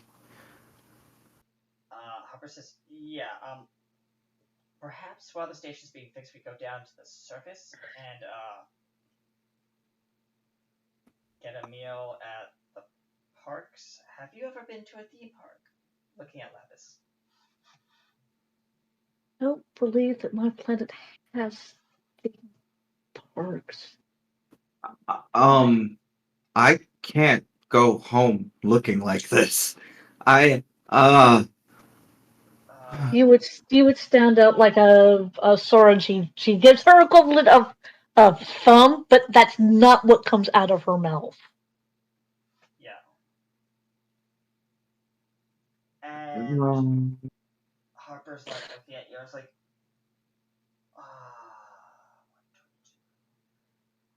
by now, the rest of her transformation is complete and she has sprouted a tail. It's just a puffball on the back of her. Yeah. yeah, and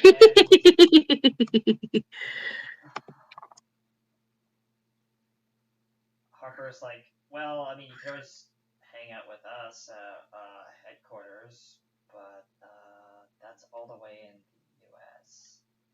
When he says U.S., it's like another alien language to you because he says United States. And you just, what passes through your mind, Lapis, is like Mm-hmm. different governmental organizations on this planet. Mm-hmm. And from what you remember, there was only one She faction, which was the Galactic Defense Coalition. It was like a republic. yeah, and she that goes through her mind. She kind of okay. Okay. I mean, if you're offering me a place, sure. I mean, as long as you don't get any looks at you, it's like as long as you don't shed. Because I had a dog once, and that thing shed a lot over my all of my pad, and that was took me months to clean it up, and that's before I had all these fancy fingery, shocky bits. But yeah, Considering that all of this happened less than 10 minutes ago, I'm gonna say I don't know if I should. we'll get to that road when we come to it. But regardless, yeah, you're welcome to stay with me. As for you, Lapis, that jumpsuit's gonna stand out like a sore thumb. If you want, I can get you something else, or we can go for a shopping spree. That's up to you.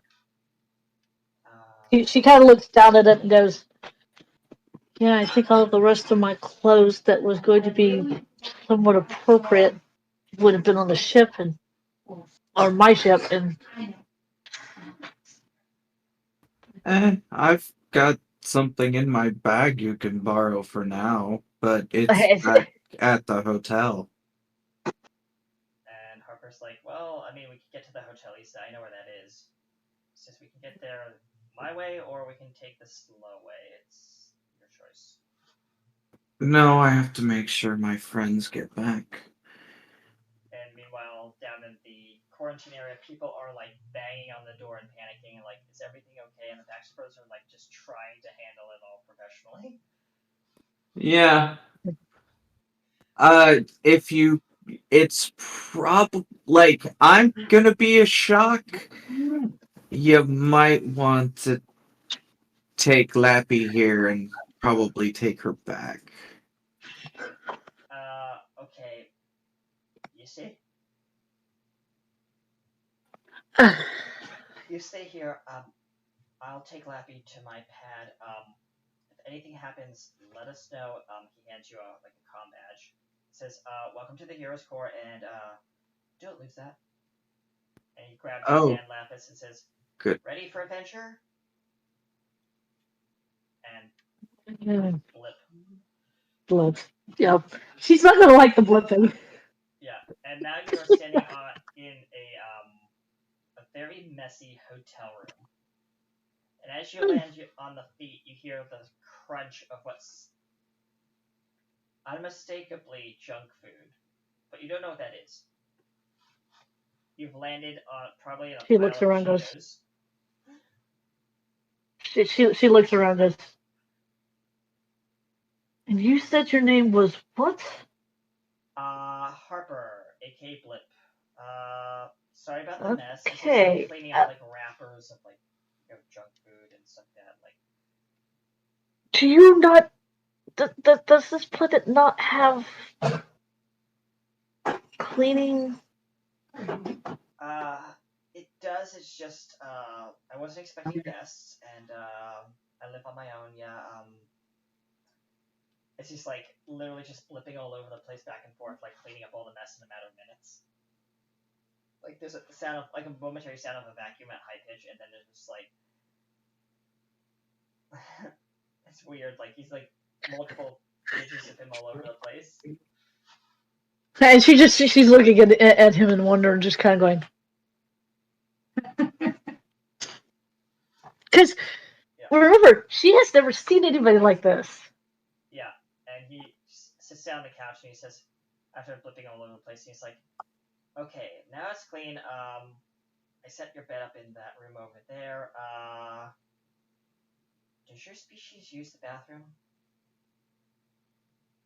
I don't even know what you are, but you look human, so I assume so." Hmm. And when he says human, you can actually understand what he's saying now.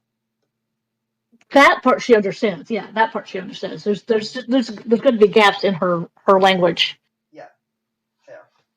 That she's not going to understand, or they're not going to understand. So True. Yeah. So he says, she understands human because that's what he is. Yeah. Just okay. Is there another room? Yeah, there's the bedroom over there. I mean, obviously, I can't stay here because this is your room. Well, Okay.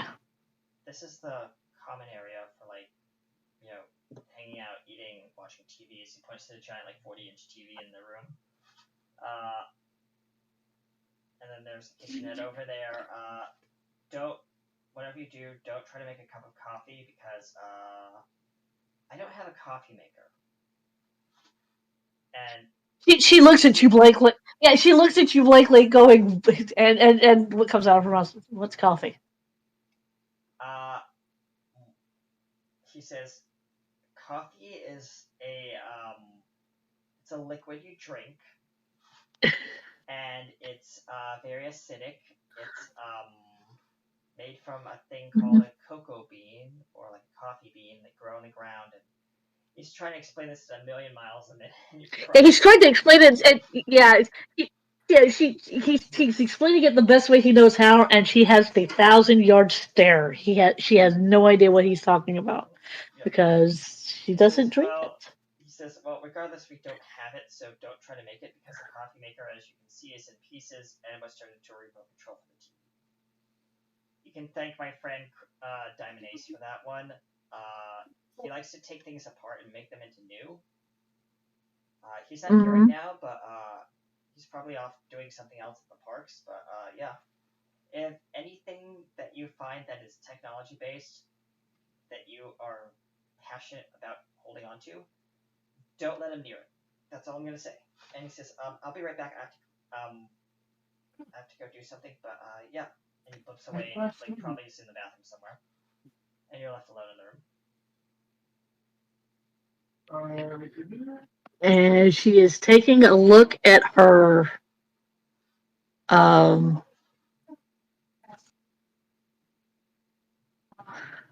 She's taking a look at her surroundings. Yeah, And there's a couch, there's a refrigerator, the usual stuff like in a small apartment. there's a picture on the wall, on the dresser, like on the counter, that's of 3 individuals. Mm-hmm. Maybe his parents, you don't know. There's him in the middle, a mother and a father, and then there's Mhm. another picture next to it that's a little bit more like Mhm. holographic, and Mhm. it's Okay. 5 people, well, actually Mm. 7 people together, Mhm. and they're all like arm in arm, like happy and stuff like that. But the one individual in the frame, which you obviously can distinguish as Harper, has a Mhm. very upset look on his face. And he's looking kind of like off in the distance next to him, Mhm. and you realize something in that picture is missing, and that sparks a moment of memory for you. Roll a history check for me Arr! to recount this memory. Yeah. Do you need me to roll again? Yes, please. Okay. Esperanza. You can't put your finger on it, but you realize that something is definitely missing from that photo. Yeah. Person, a thing, you don't know, but something All from right. that photo is missing, and it's important. All right. I'm actually going to go to my character sheet because I've watched the video up to the point where it's getting into. Yep. Okay. Wow. Okay. Yep. Okay. She you said you rolled the history check, right? Yeah, it was a 5. Not you.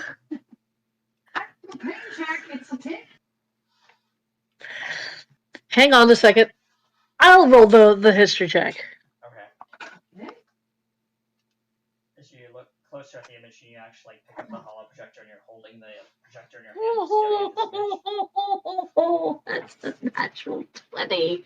And I had a +4 to that. All right, 24. Yeah, Mm-hmm. It dawns on you Mm-hmm. what's missing from this image. It's definitely a person. And it's a member of the team. This is the picture the day she was lost.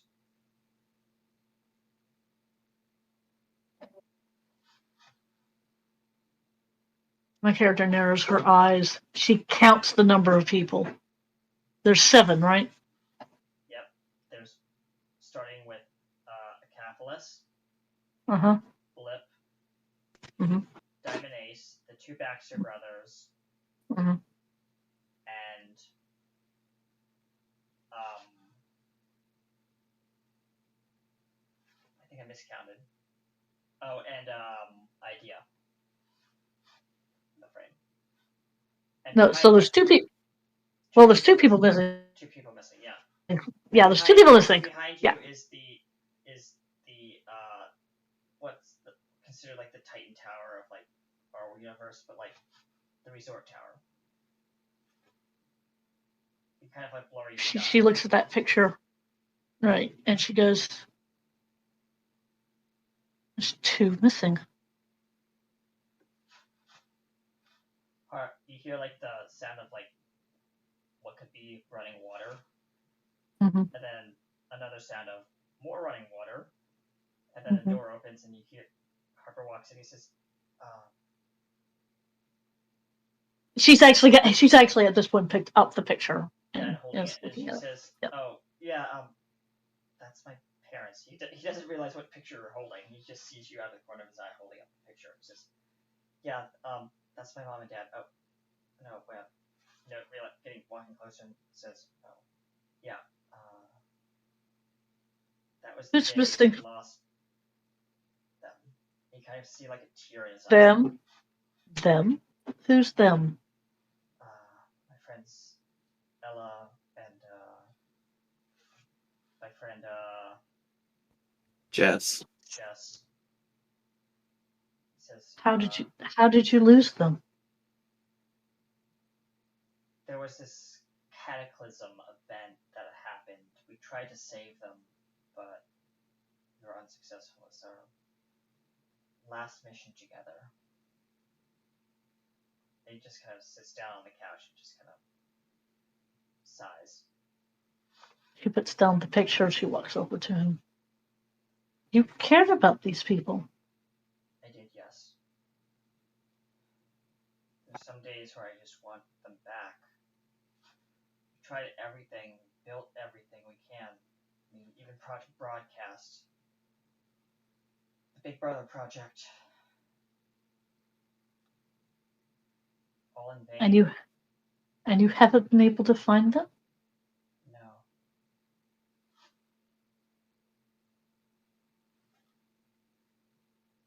She puts an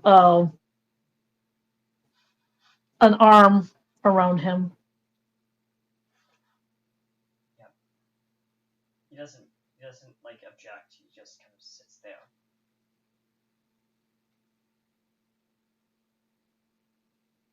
I just wish we could have them back.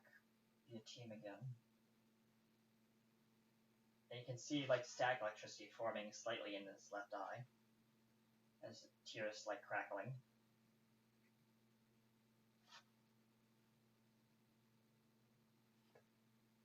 Let's see if we can do something about that. And on that note, we're going to cut over to Sue.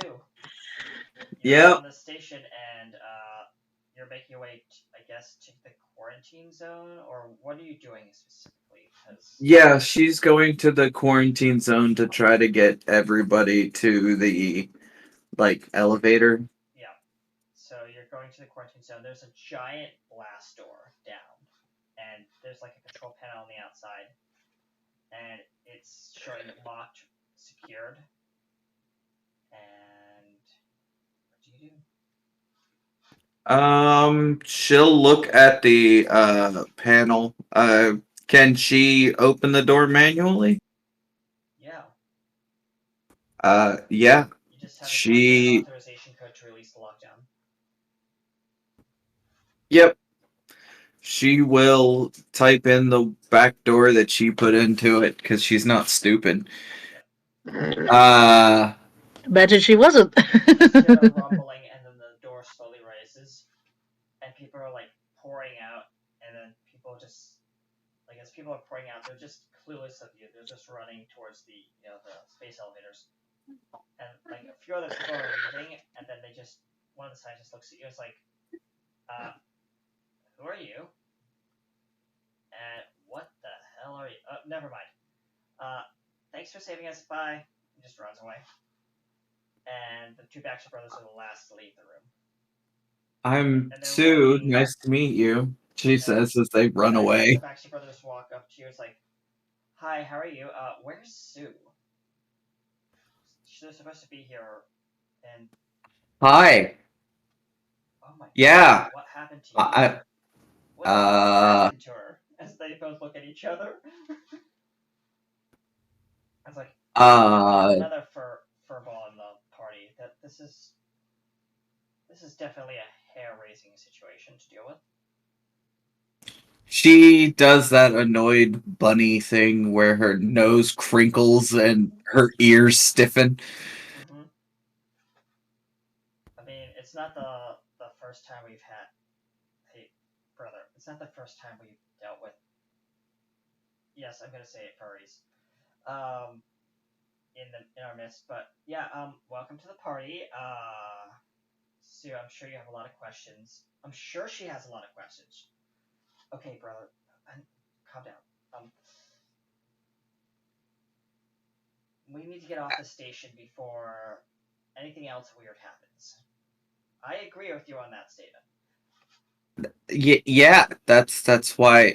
Yeah, this way. And really, you have no room to be talking about furballs. She says she's running. And the other guy, and then two of them just like simultaneously put their hands on their hips, just like, well, who's talking now?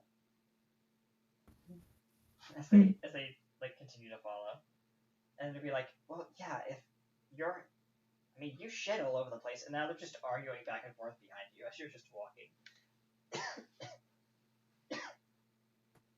Sue wishes she really had a carrot. Uh, and she will make her way to the elevator, and then when everybody is on, she'll hit the button and stand there with all of her classmates. Like As she's as you still come on, wearing yeah, as you come she's on, still wearing her clothes, so as you walk into the elevator, there's just like it is eerily silent, and one student slowly reaches into their pocket and pulls out their phone, is about to take a picture. yeah, she let's see, what can she yeah, take and turn the phone into a lump of just a square.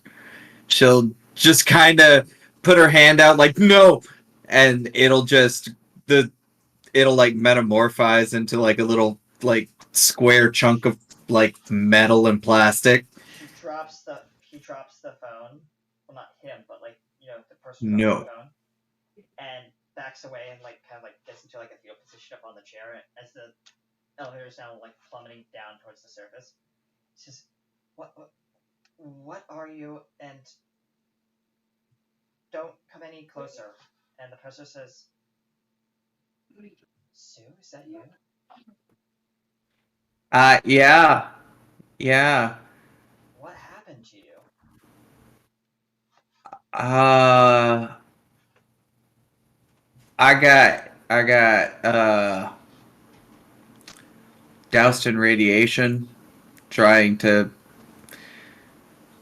To say deal the with the least. problem.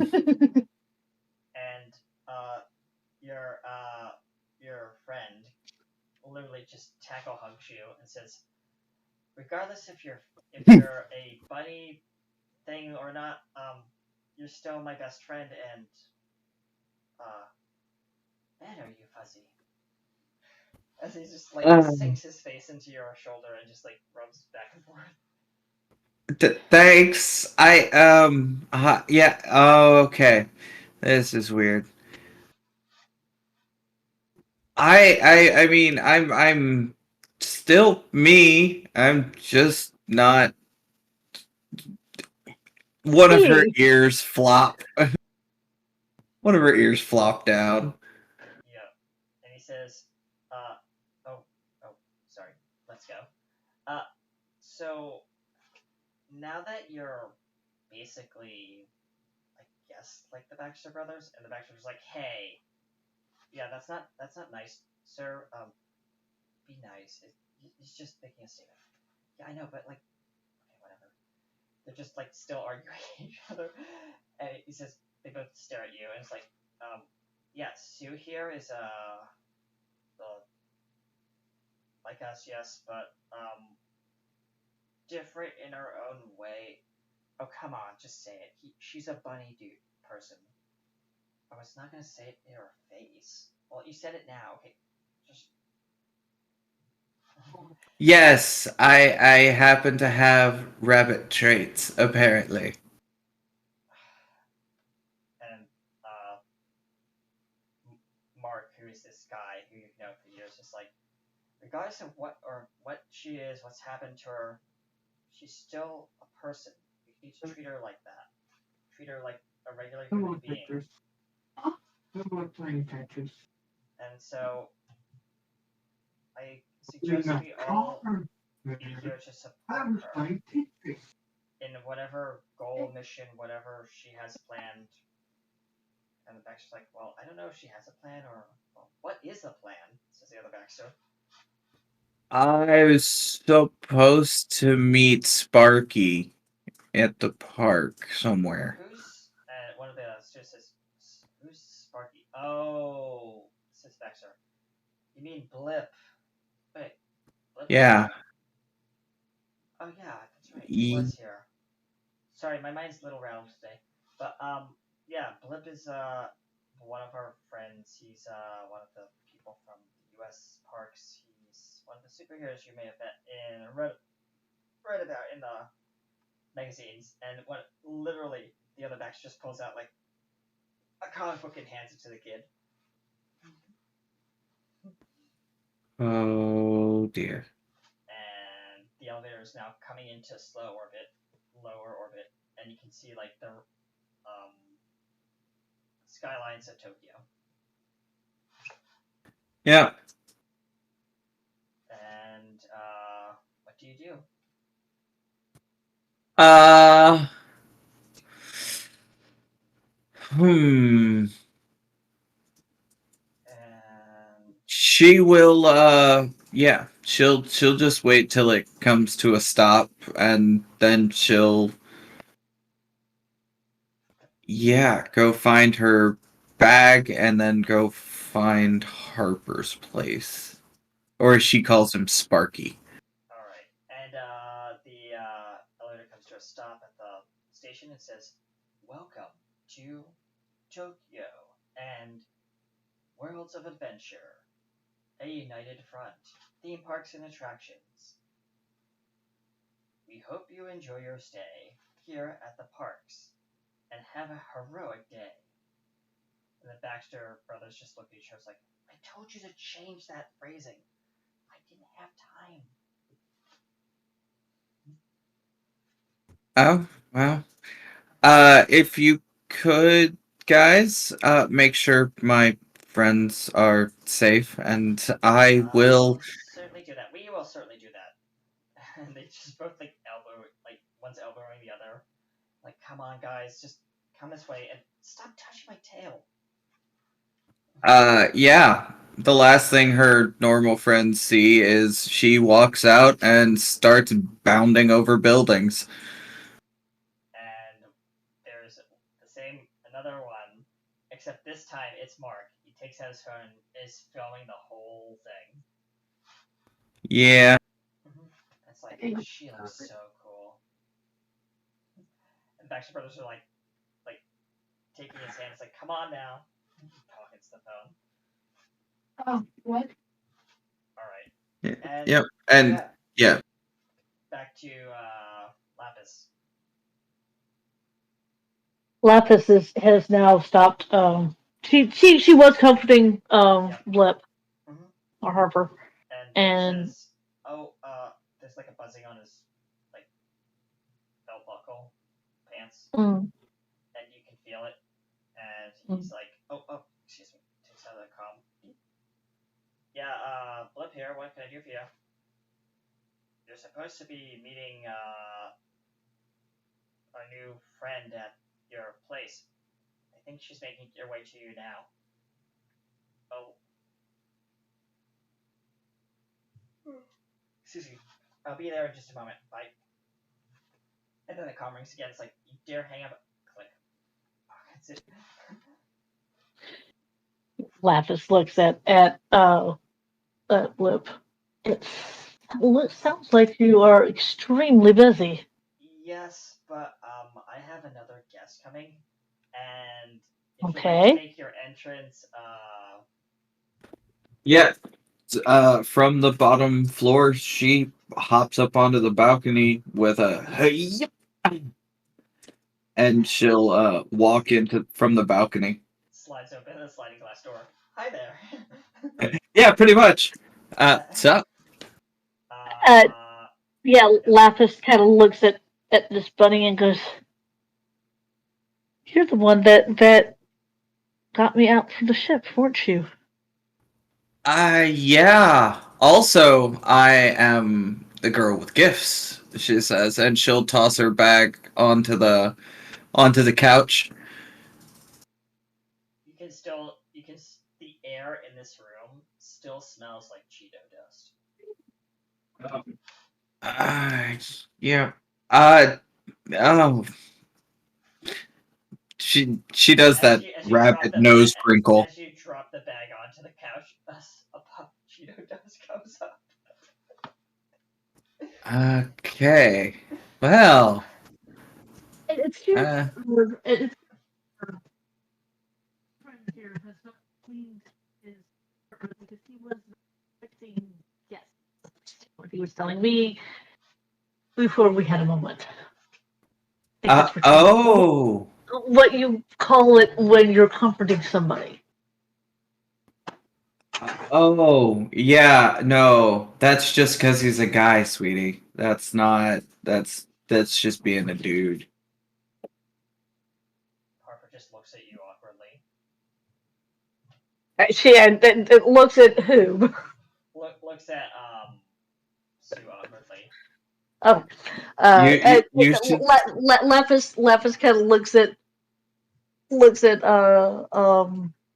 Sue with one eye cocked.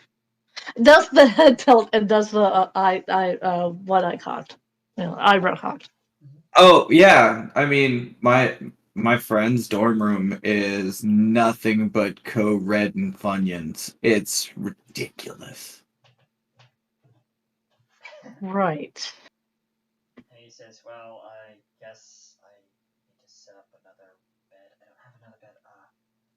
I have to send you to I'm camp a couple days ago." I'm I'm staying at the hotel. It's fine.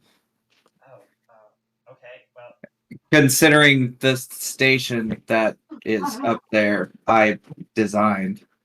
I mean, there's room 9304 over next door. That's vacant. I know that as a fact. I don't know if the Baxter Brothers reserved that one for you, but it is up on the same Where are you floor guys as my going? room. Oh, so he's taking you. Uh, Hopefully, sure. I was hoping that you just go out Oh. and come back. Oh, Tori. Yes. I mean, Perfect. yeah.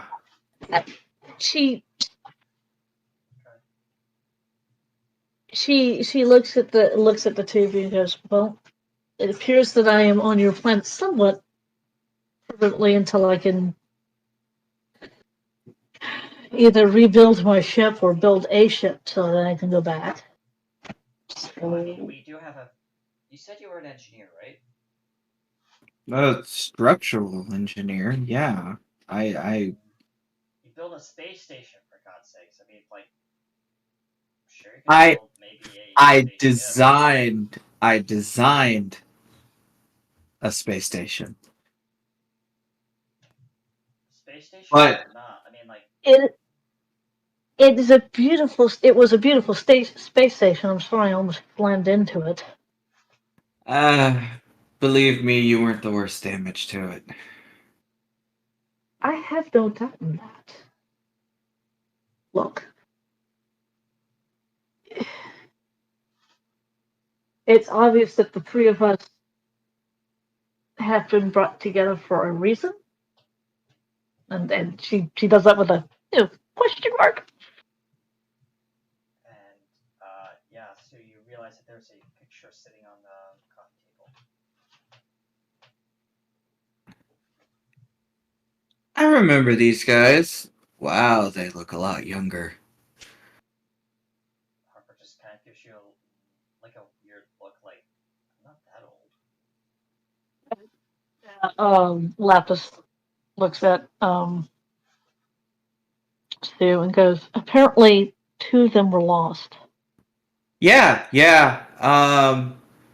Let's see. There should be a winged one and a cat. She's- Were they also superhuman? Harper nods. There shouldn't Yeah. be. The There cat one shouldn't was be. decided to. I don't know where they are now, but like I haven't been in contact with Secret in ever since the day she. Uh, he's trying to get the words out, but like he can't say it, and you can see like he is trying to fight back tears. Uh, I don't know what happened to him, but I mean, Did yeah. they both go? Did they both go at the same time?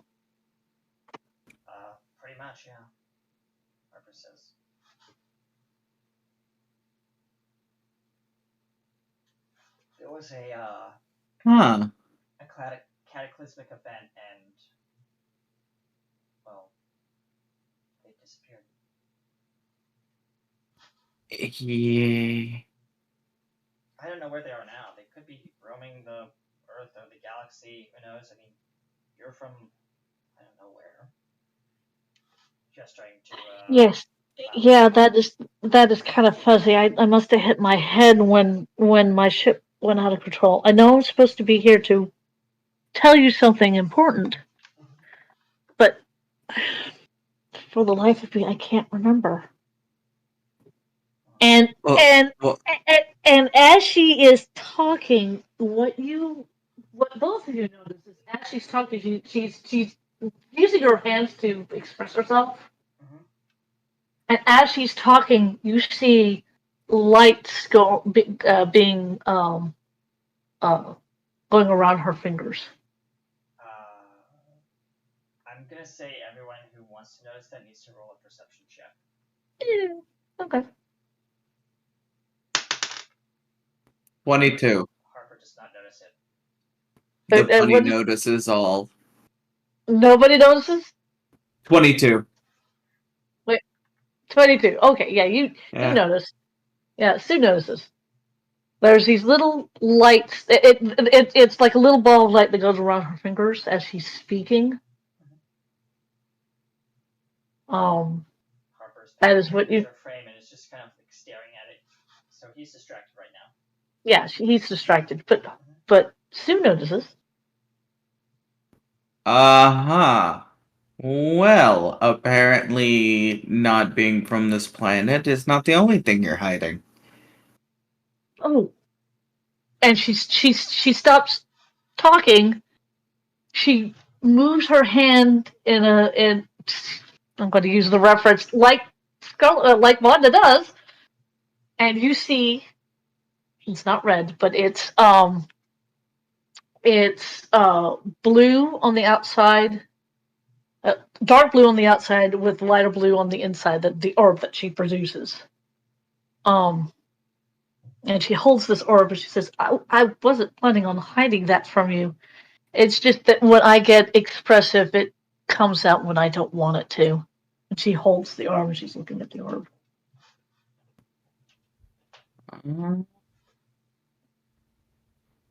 That's cool. I can bounce really high. Well, apparently not everybody on where I came from can do this. And she stuffs out the orb. Harper looks up from the picture. And just as she stuffs out the orb, he sees the orb for about maybe a nanosecond. He blinks and he's like, did anyone see that? You're a little late for somebody who is lightning. Excuse me? To put this in perspective, in your terms, I would be technically called, and she puts it, she raises her fingers and goes, "Oh, witch."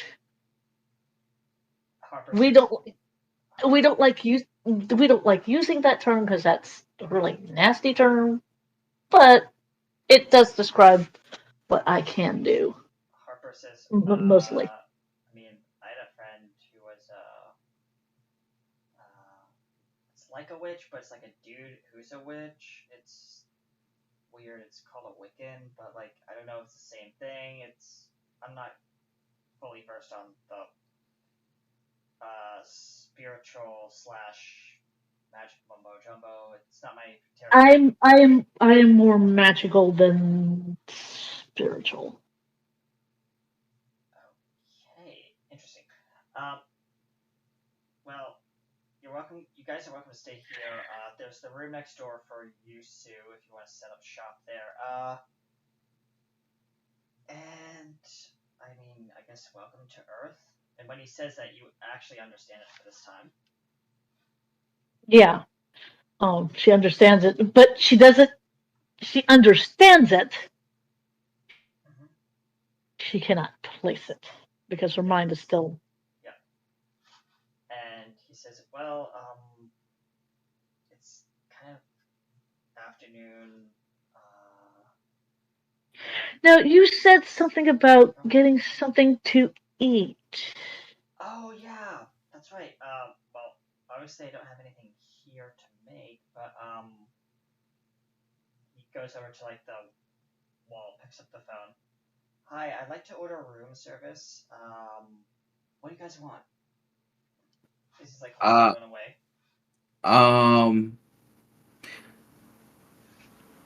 Basically, can get anything you guys want. Just a salad and a side of carrots. Salad and a side of one's what size?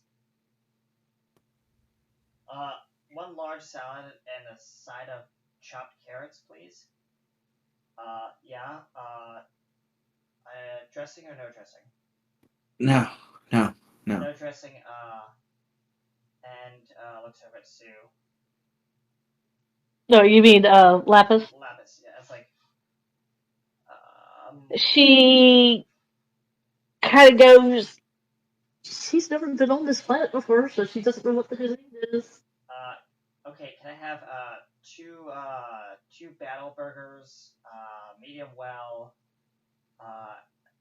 with French fries and one of French fries and one of sweet potato fries. Yeah. Sweet potato sticks would be amazing. Sue I says. do. Oh, and a side of sweet potato sticks, please. And what do you guys want to drink? Anything else? Just like Water. large water and two sodas and 1 2-liter root beer. Decaf, please. Yeah, that's all. Right, thank you. Click. And he says, well, food's ordered. You guys can sit around, watch TV, whatever. Yeah. Sure. And Lapis, you sit down in the seat, and there's this remote sitting there on the kind of table. It looks like something you've never seen before. Obviously, you've never seen it before, but like he said something about a remote, and like that's the only thing sitting on the table. As it gets up, grows tiny little legs, and walks towards you.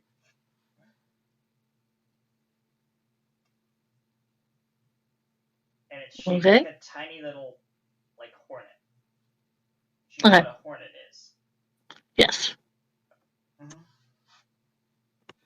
hops up onto your knee. Hello. And she just kind of looks down at it and goes, "Okay." Hi, my name is Molten. What can I do for you?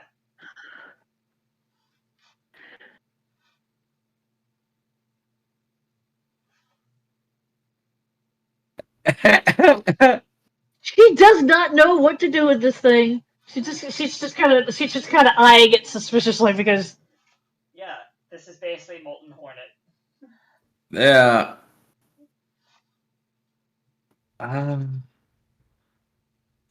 Oh. Well, that's neat. Would you like to watch the TV? Yes, please. What would you like to watch? The news, the cartoons, News is fine. The news. Okay. It looks over at the TV and says, 3, 2, 1, presto, and like the TV comes on as his eyes flicker, and on the news is basically the day's events of what happened up at the station. It's all over the news.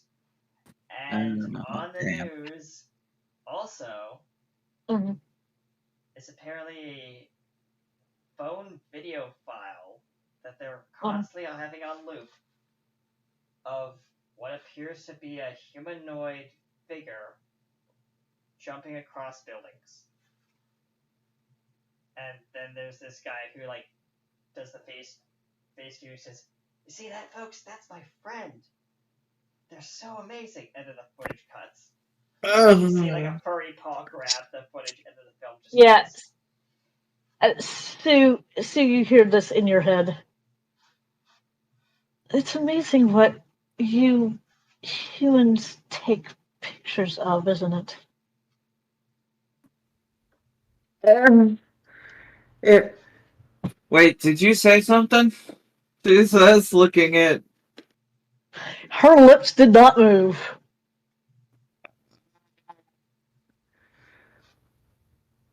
I'm.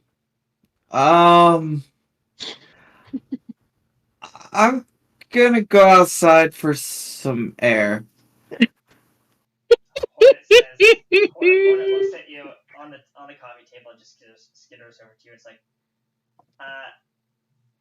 so you don't want to watch TV? Okay. I will. No, leave it running. I'll be back. Gonna. Gonna go. Yeah. Open the glass door to the balcony and step out. It's breezy up here. It's a cold breeze. Yeah, she doesn't just step out. She steps off. And the Molten looks at it. It's like, what did she do? Oh, there she goes. I think she was upset by what I was doing. She then searches for where is Blip? Blip is in his room playing video games apparently. And you hear like some sort of like Smash Brothers or some kind of like fighting game playing. She looks down at the Molten, and she goes, "No, keep the TV on." And she thinks over to Blip. He hears this in his head. Yep. I do believe that your bunny friend has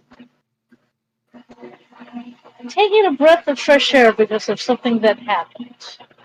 He said he like gets up, walks into the room, is like, and says, well, that's new. Looking at you. Did you call me? And looking at the open. And she looks from the TV to him. Goes, I should warn people that I can do that. That's the second reaction that. Like, you can see her speaking at this point. Yeah, and he's like, "Don't worry about it. I've dealt with telepaths before. It's just a thing here on this planet." So you basically said that Bunny Lady, or Sue, I should say, left. Do you know where she went? Maybe And she points out, she points, she points outside. Where are you now? She is sitting on. I assume the parks aren't running No, today. the parks are not running today because it is a weekend. You mean a weekday? Because a weekend Weekday, would be. Yeah, weekday. So like it's like a Monday. Yeah, It's she's like in the afternoon. Sun's about setting. she's hopped her way up to one of the roller coasters and is kind of sitting on one of the rungs, and is like kicking her feet out in the air. Yeah. She's like on top of one of the loops, sitting on the outside. You're on top of the screaming eagle. Yeah, sure. Yeah. And she's just kicking her now clawed feet. Mm-hmm. And you're alone for now. Yep. Mm-hmm. And she's just like, oh, this is a weird day. This is a weird day. And every so often, her ear slaps her in the face because she's still getting used to moving them around. Mm-hmm.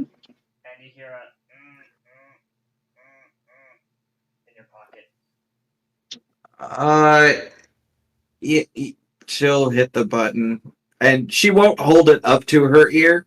She'll just kind of hold it in front of her face, and she won't turn on speaker. She'll just listen. Yeah, yeah. What's up? Hi, honey. Uh, where are you? It's a voicemail.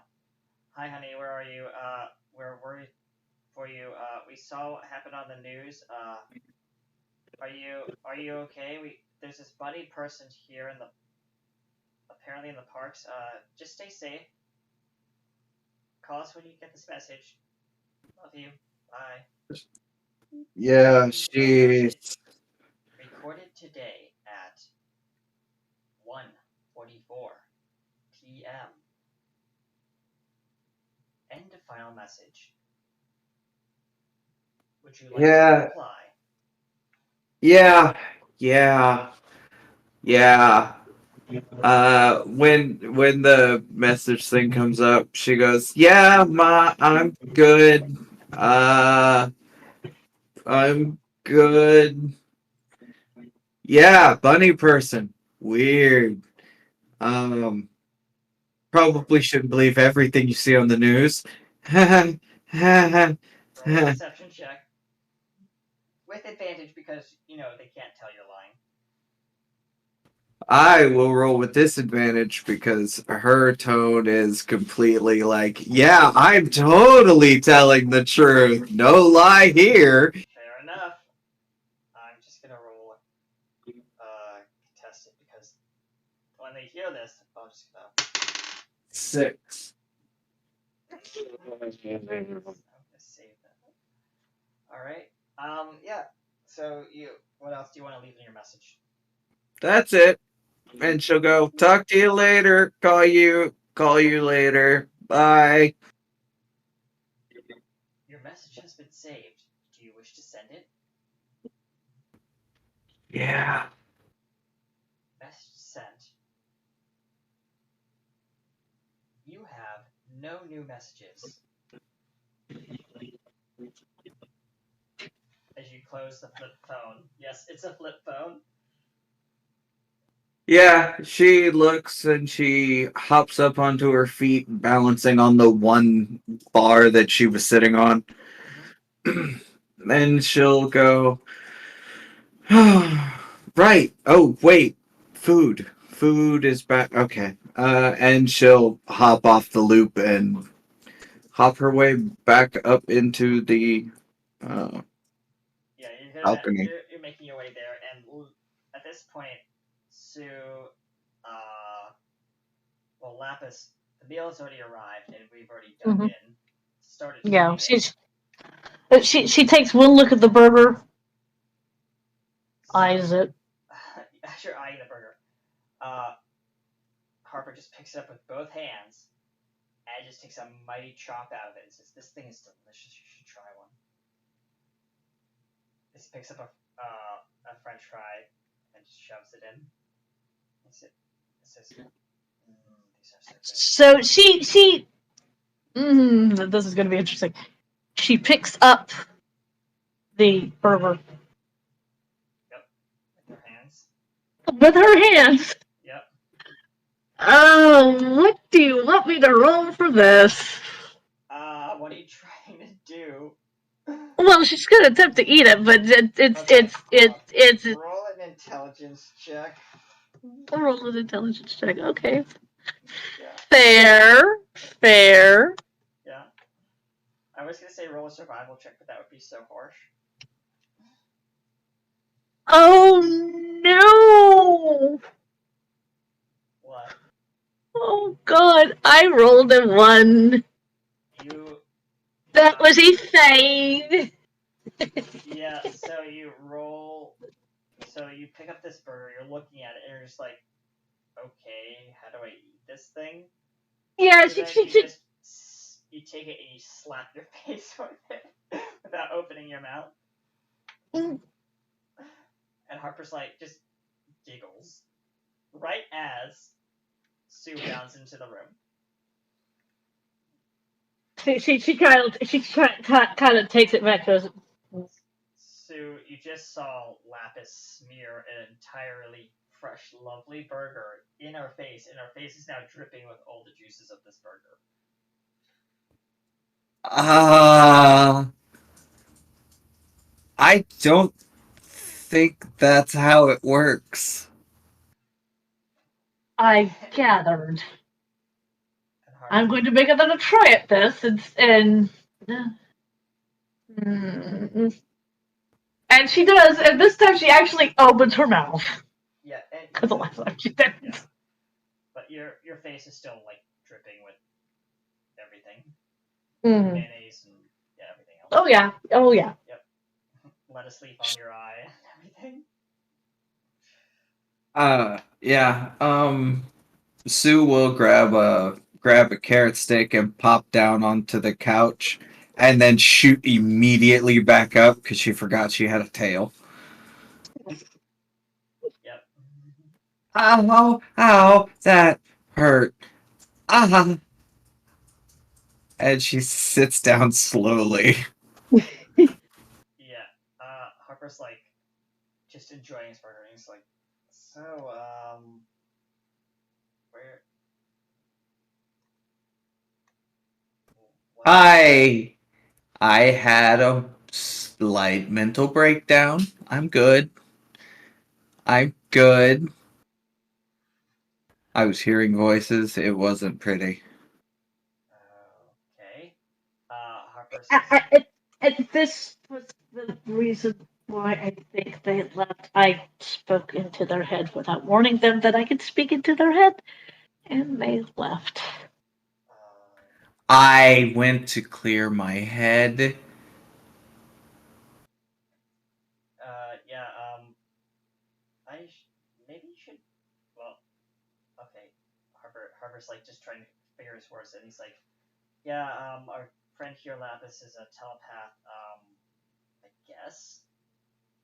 So, I telepath, as I said, witch. And the way we normally talk to each other, well, the one power that we do all share is telepathy. So it's really strange to, and she points to her now very sullied mouth. So yeah, um, she kind of does the it's like I did something bad kind of. yeah. I mean, in all fairness, it was a lot more comfortable than hearing all of you speak. But I mean, it's a bit jarring, just a little bit. Nah. She shakes her head really fast, and her ears just go wobble wobble wobble wobble. Yeah, just I I think I'm going to have to actually warn people that I can talk to them in their head before I talk to them in their head. Yeah, probably. Yeah. There's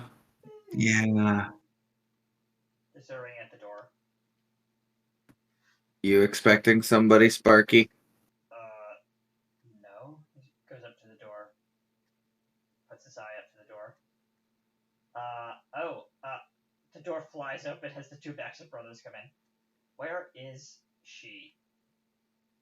As they're like walking into the room with purpose. And Lapis kind of looks at these two people and goes, define she. There are two of us here. The one that's, and the other Baxter brother says, the one that is creating a press nightmare for us.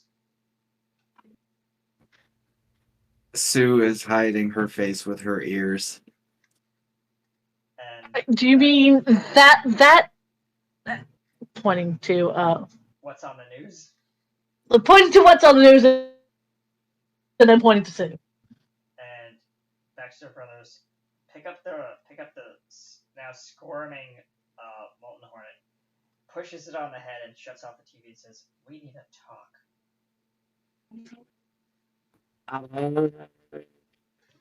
Yeah, about that. I I had 494 calls in the past hour from multiple press associations asking what the hell I'm up to and why I'm creating new superheroes in my parks.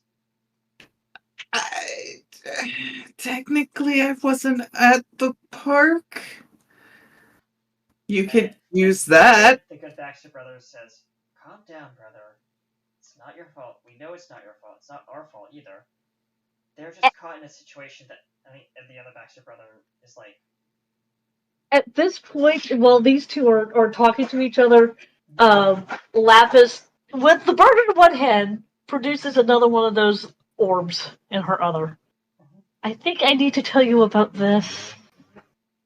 and Baxter And brothers she just look up and like, and she takes another small bite of the burger that she's got in her other hand.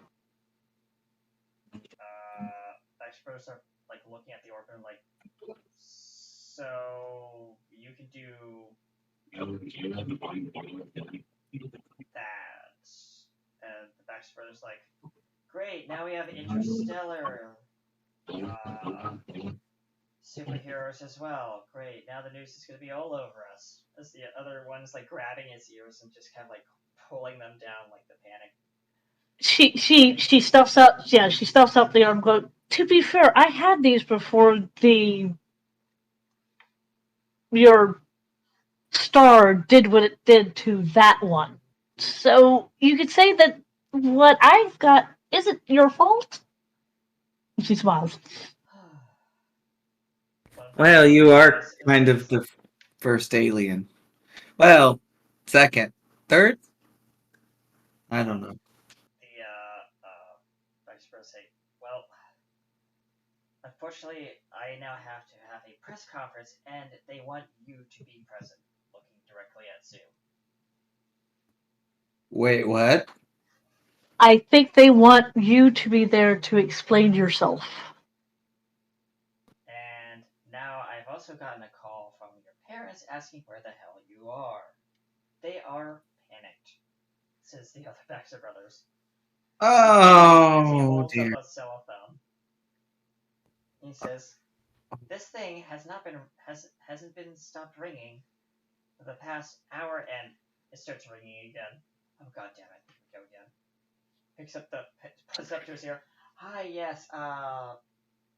What's your last name? Out of character. Hirayama.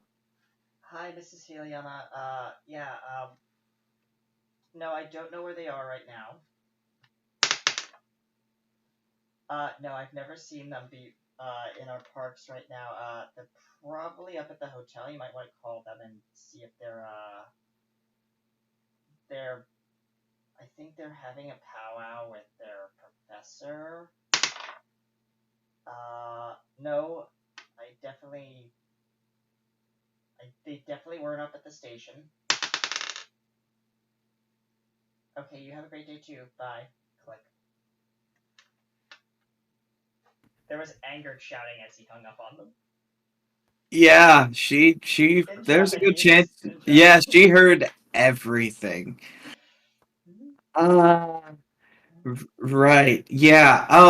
I just need to do some modifications real quick. I'll be just a moment.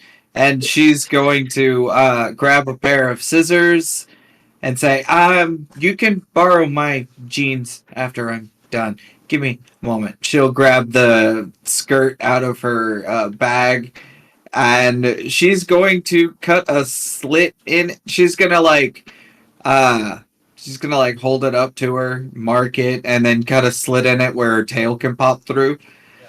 and then change into her skirt and say, "Okay, this is about as presentable as I'm gonna be. So let's go."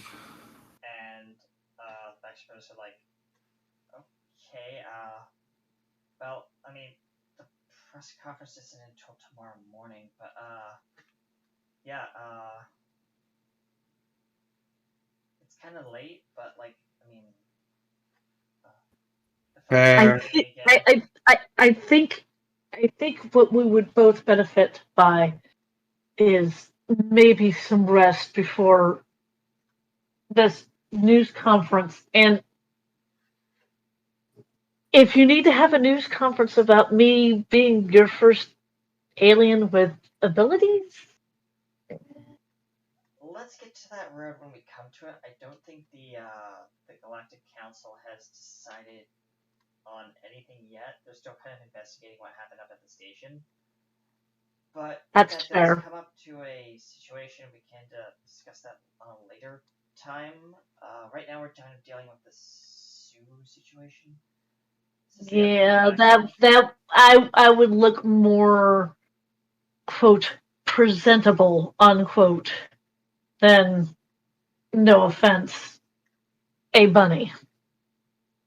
Her ears perk up, and you realize she looks up and goes, hmm. She's got like three sweet potato things, a carrot stick. She's just munching like a nervous rabbit. Also, your two front teeth are very big.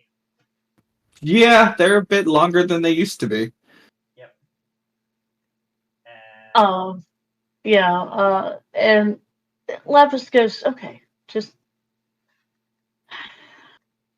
maybe, as I said, maybe I need rest. Maybe that will help me regain my memory and find out why I was coming to your planet to.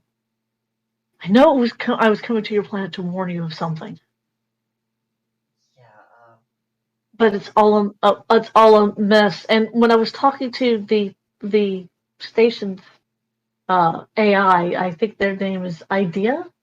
oh yeah, yeah. They found a rather old memory of mine. Oh, It well, was a rather sad, a very powerful but sad memory. well. I'll have to talk to idea about that. Yeah, yeah, brother.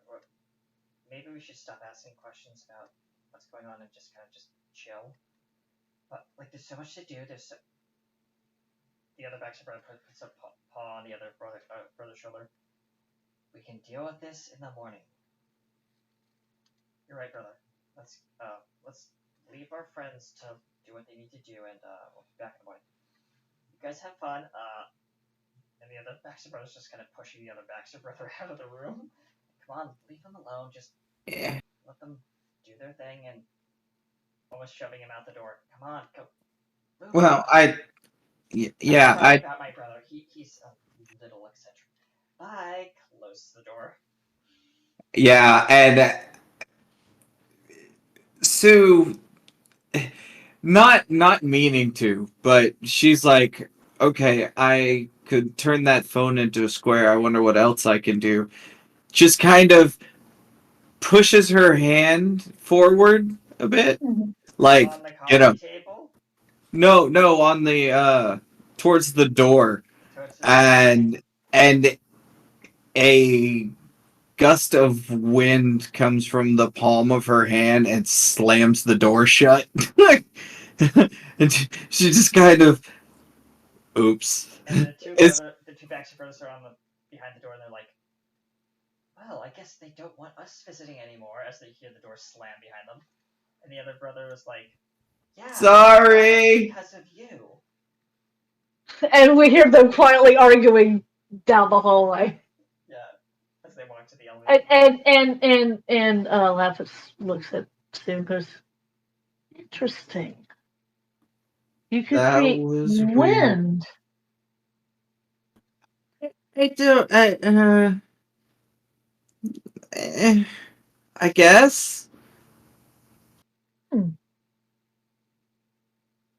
And Harper's like, "Well, And she'll go. I can. She kind of feels for a moment, and then she realizes there's a fire in the not a uncontrolled one, but like the stove is lit yeah." You hear in the you hear the hotel beep. kitchen. You hear the beeping of the like the oven. It's been beeping for like 5 minutes now. Yeah. Well, what she is feeling is the actual elemental, the Heat, fire, yeah, in the oven. and she does the she'll snap her fingers and a fire little like candle Yeah. size little fire. Huh. apparently good hearing isn't all I got. Apparently not. So Well, this will Harper be looks over interesting. you. It's like, so we have fire, we have water, we have maybe wind. Well, that one, yes. Wind, we know for sure. Let's see. Lightning, check. He sparks his fingers. Hold on. She'll take and she'll hold her hand over and kind of swirl her finger around, and a little tornado like she's not touching the water. She's just moving her finger around, Yeah. and a little cyclone goes in her water. Okay, well that's good to know. So you can control elements. The only one we don't know about is Earth, but we can get to that later. I don't want you moving this entire building. Please don't. Uh, yeah. I don't think I can do that. He says, "Well, that's good news and reassurance." He says, "But it's late and you need to clean up." Looking at Lapis was still like her face She's covered eaten. in. Yeah, she's eaten most of the burger because she's throughout this whole thing. She's been taking like little bites, Yeah. but she's eaten most of the burger, and she's taken tentative bites of the fries and discovers doesn't like fries. Fries are not a good texture for her. The burger was good. Yeah. But the fries, she just kind of, you can see that she's taken like 2 nibbles. 2 nibbles and just kind of went, bleh. The soda that she has, gone. Yeah. And So, Harper says, "Well, you guys have a great evening," and yeah, he gets up to go to like his room. Yeah, if you want, you can share the room with me. okay. Okay. I may or may not shed. It's unclear. I may or may not float. I may or may not float above the bed. Harper says, "If there's any fur, please use the trash can." He says as he closes the door behind him and goes to bed.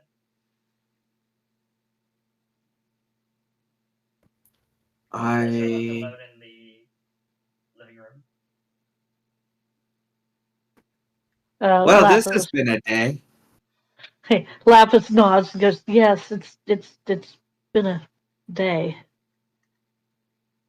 and I'm really tired, and my head still kind of hurts. So maybe sleep will get rid of at least the Yeah. headache."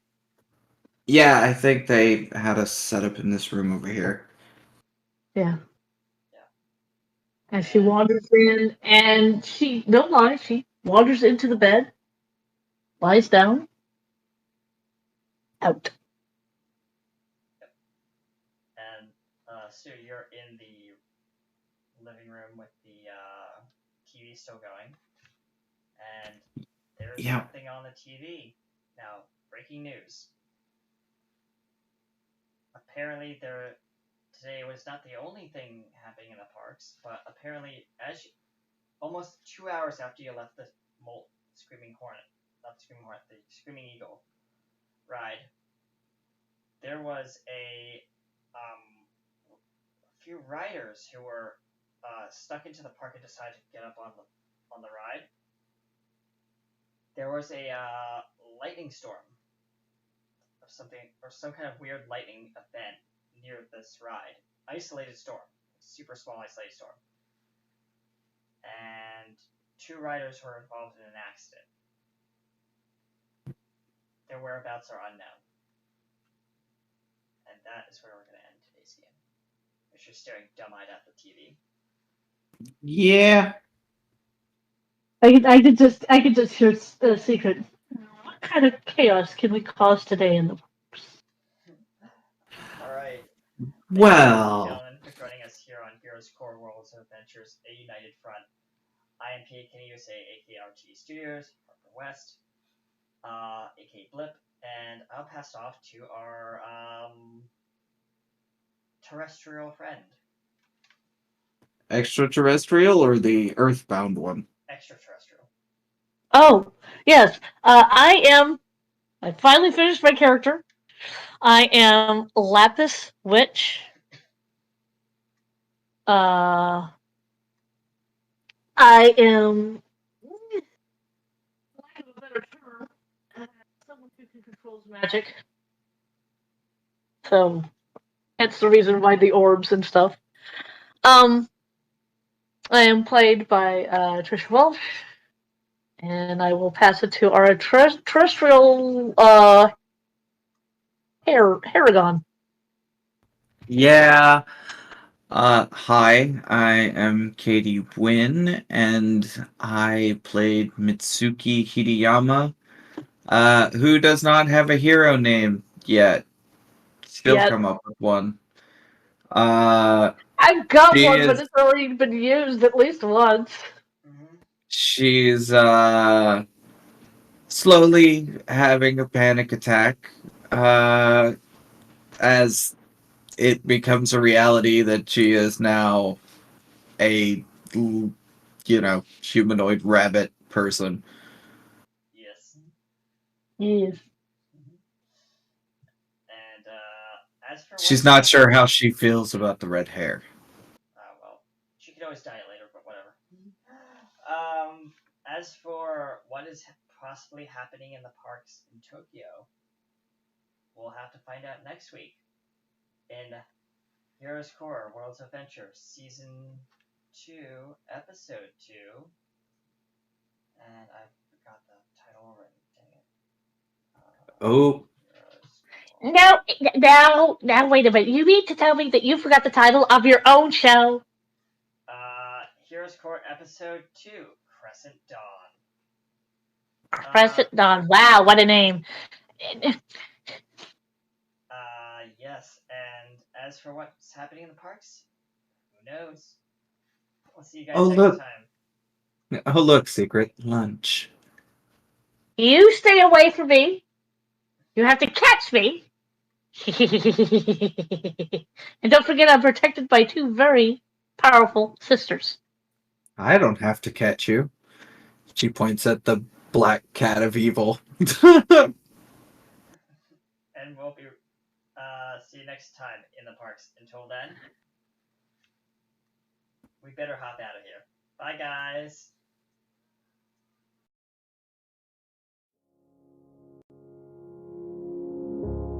I try to figure out who I am. Not sure what I'm doing here. And the days don't work out the way I thought they would. And before you, there was no one who understood. Never found somewhere I fit in.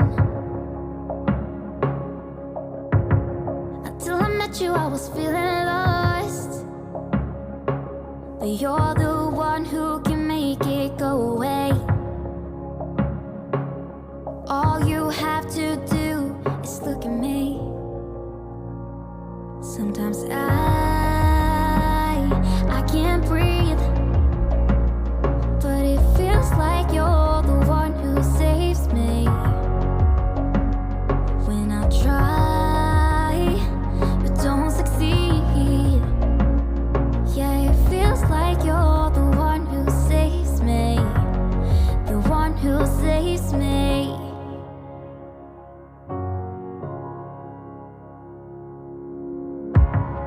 I'm trying my best to hold on. It's not easy, but I'm feeling stronger with you. And the days don't work out the way I thought they would. And before you, there was no one who understood. Sometimes I can't see, but it feels like you're the one who saves me. When I try, but don't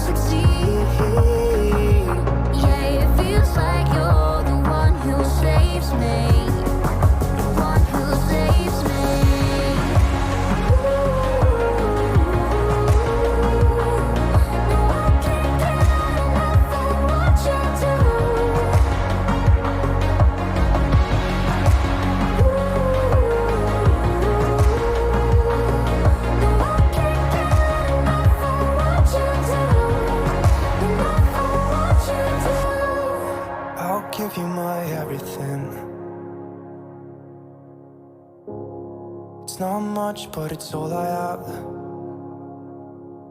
You know we could run to a place where we belong, but I need you there with me to go on. Sometimes I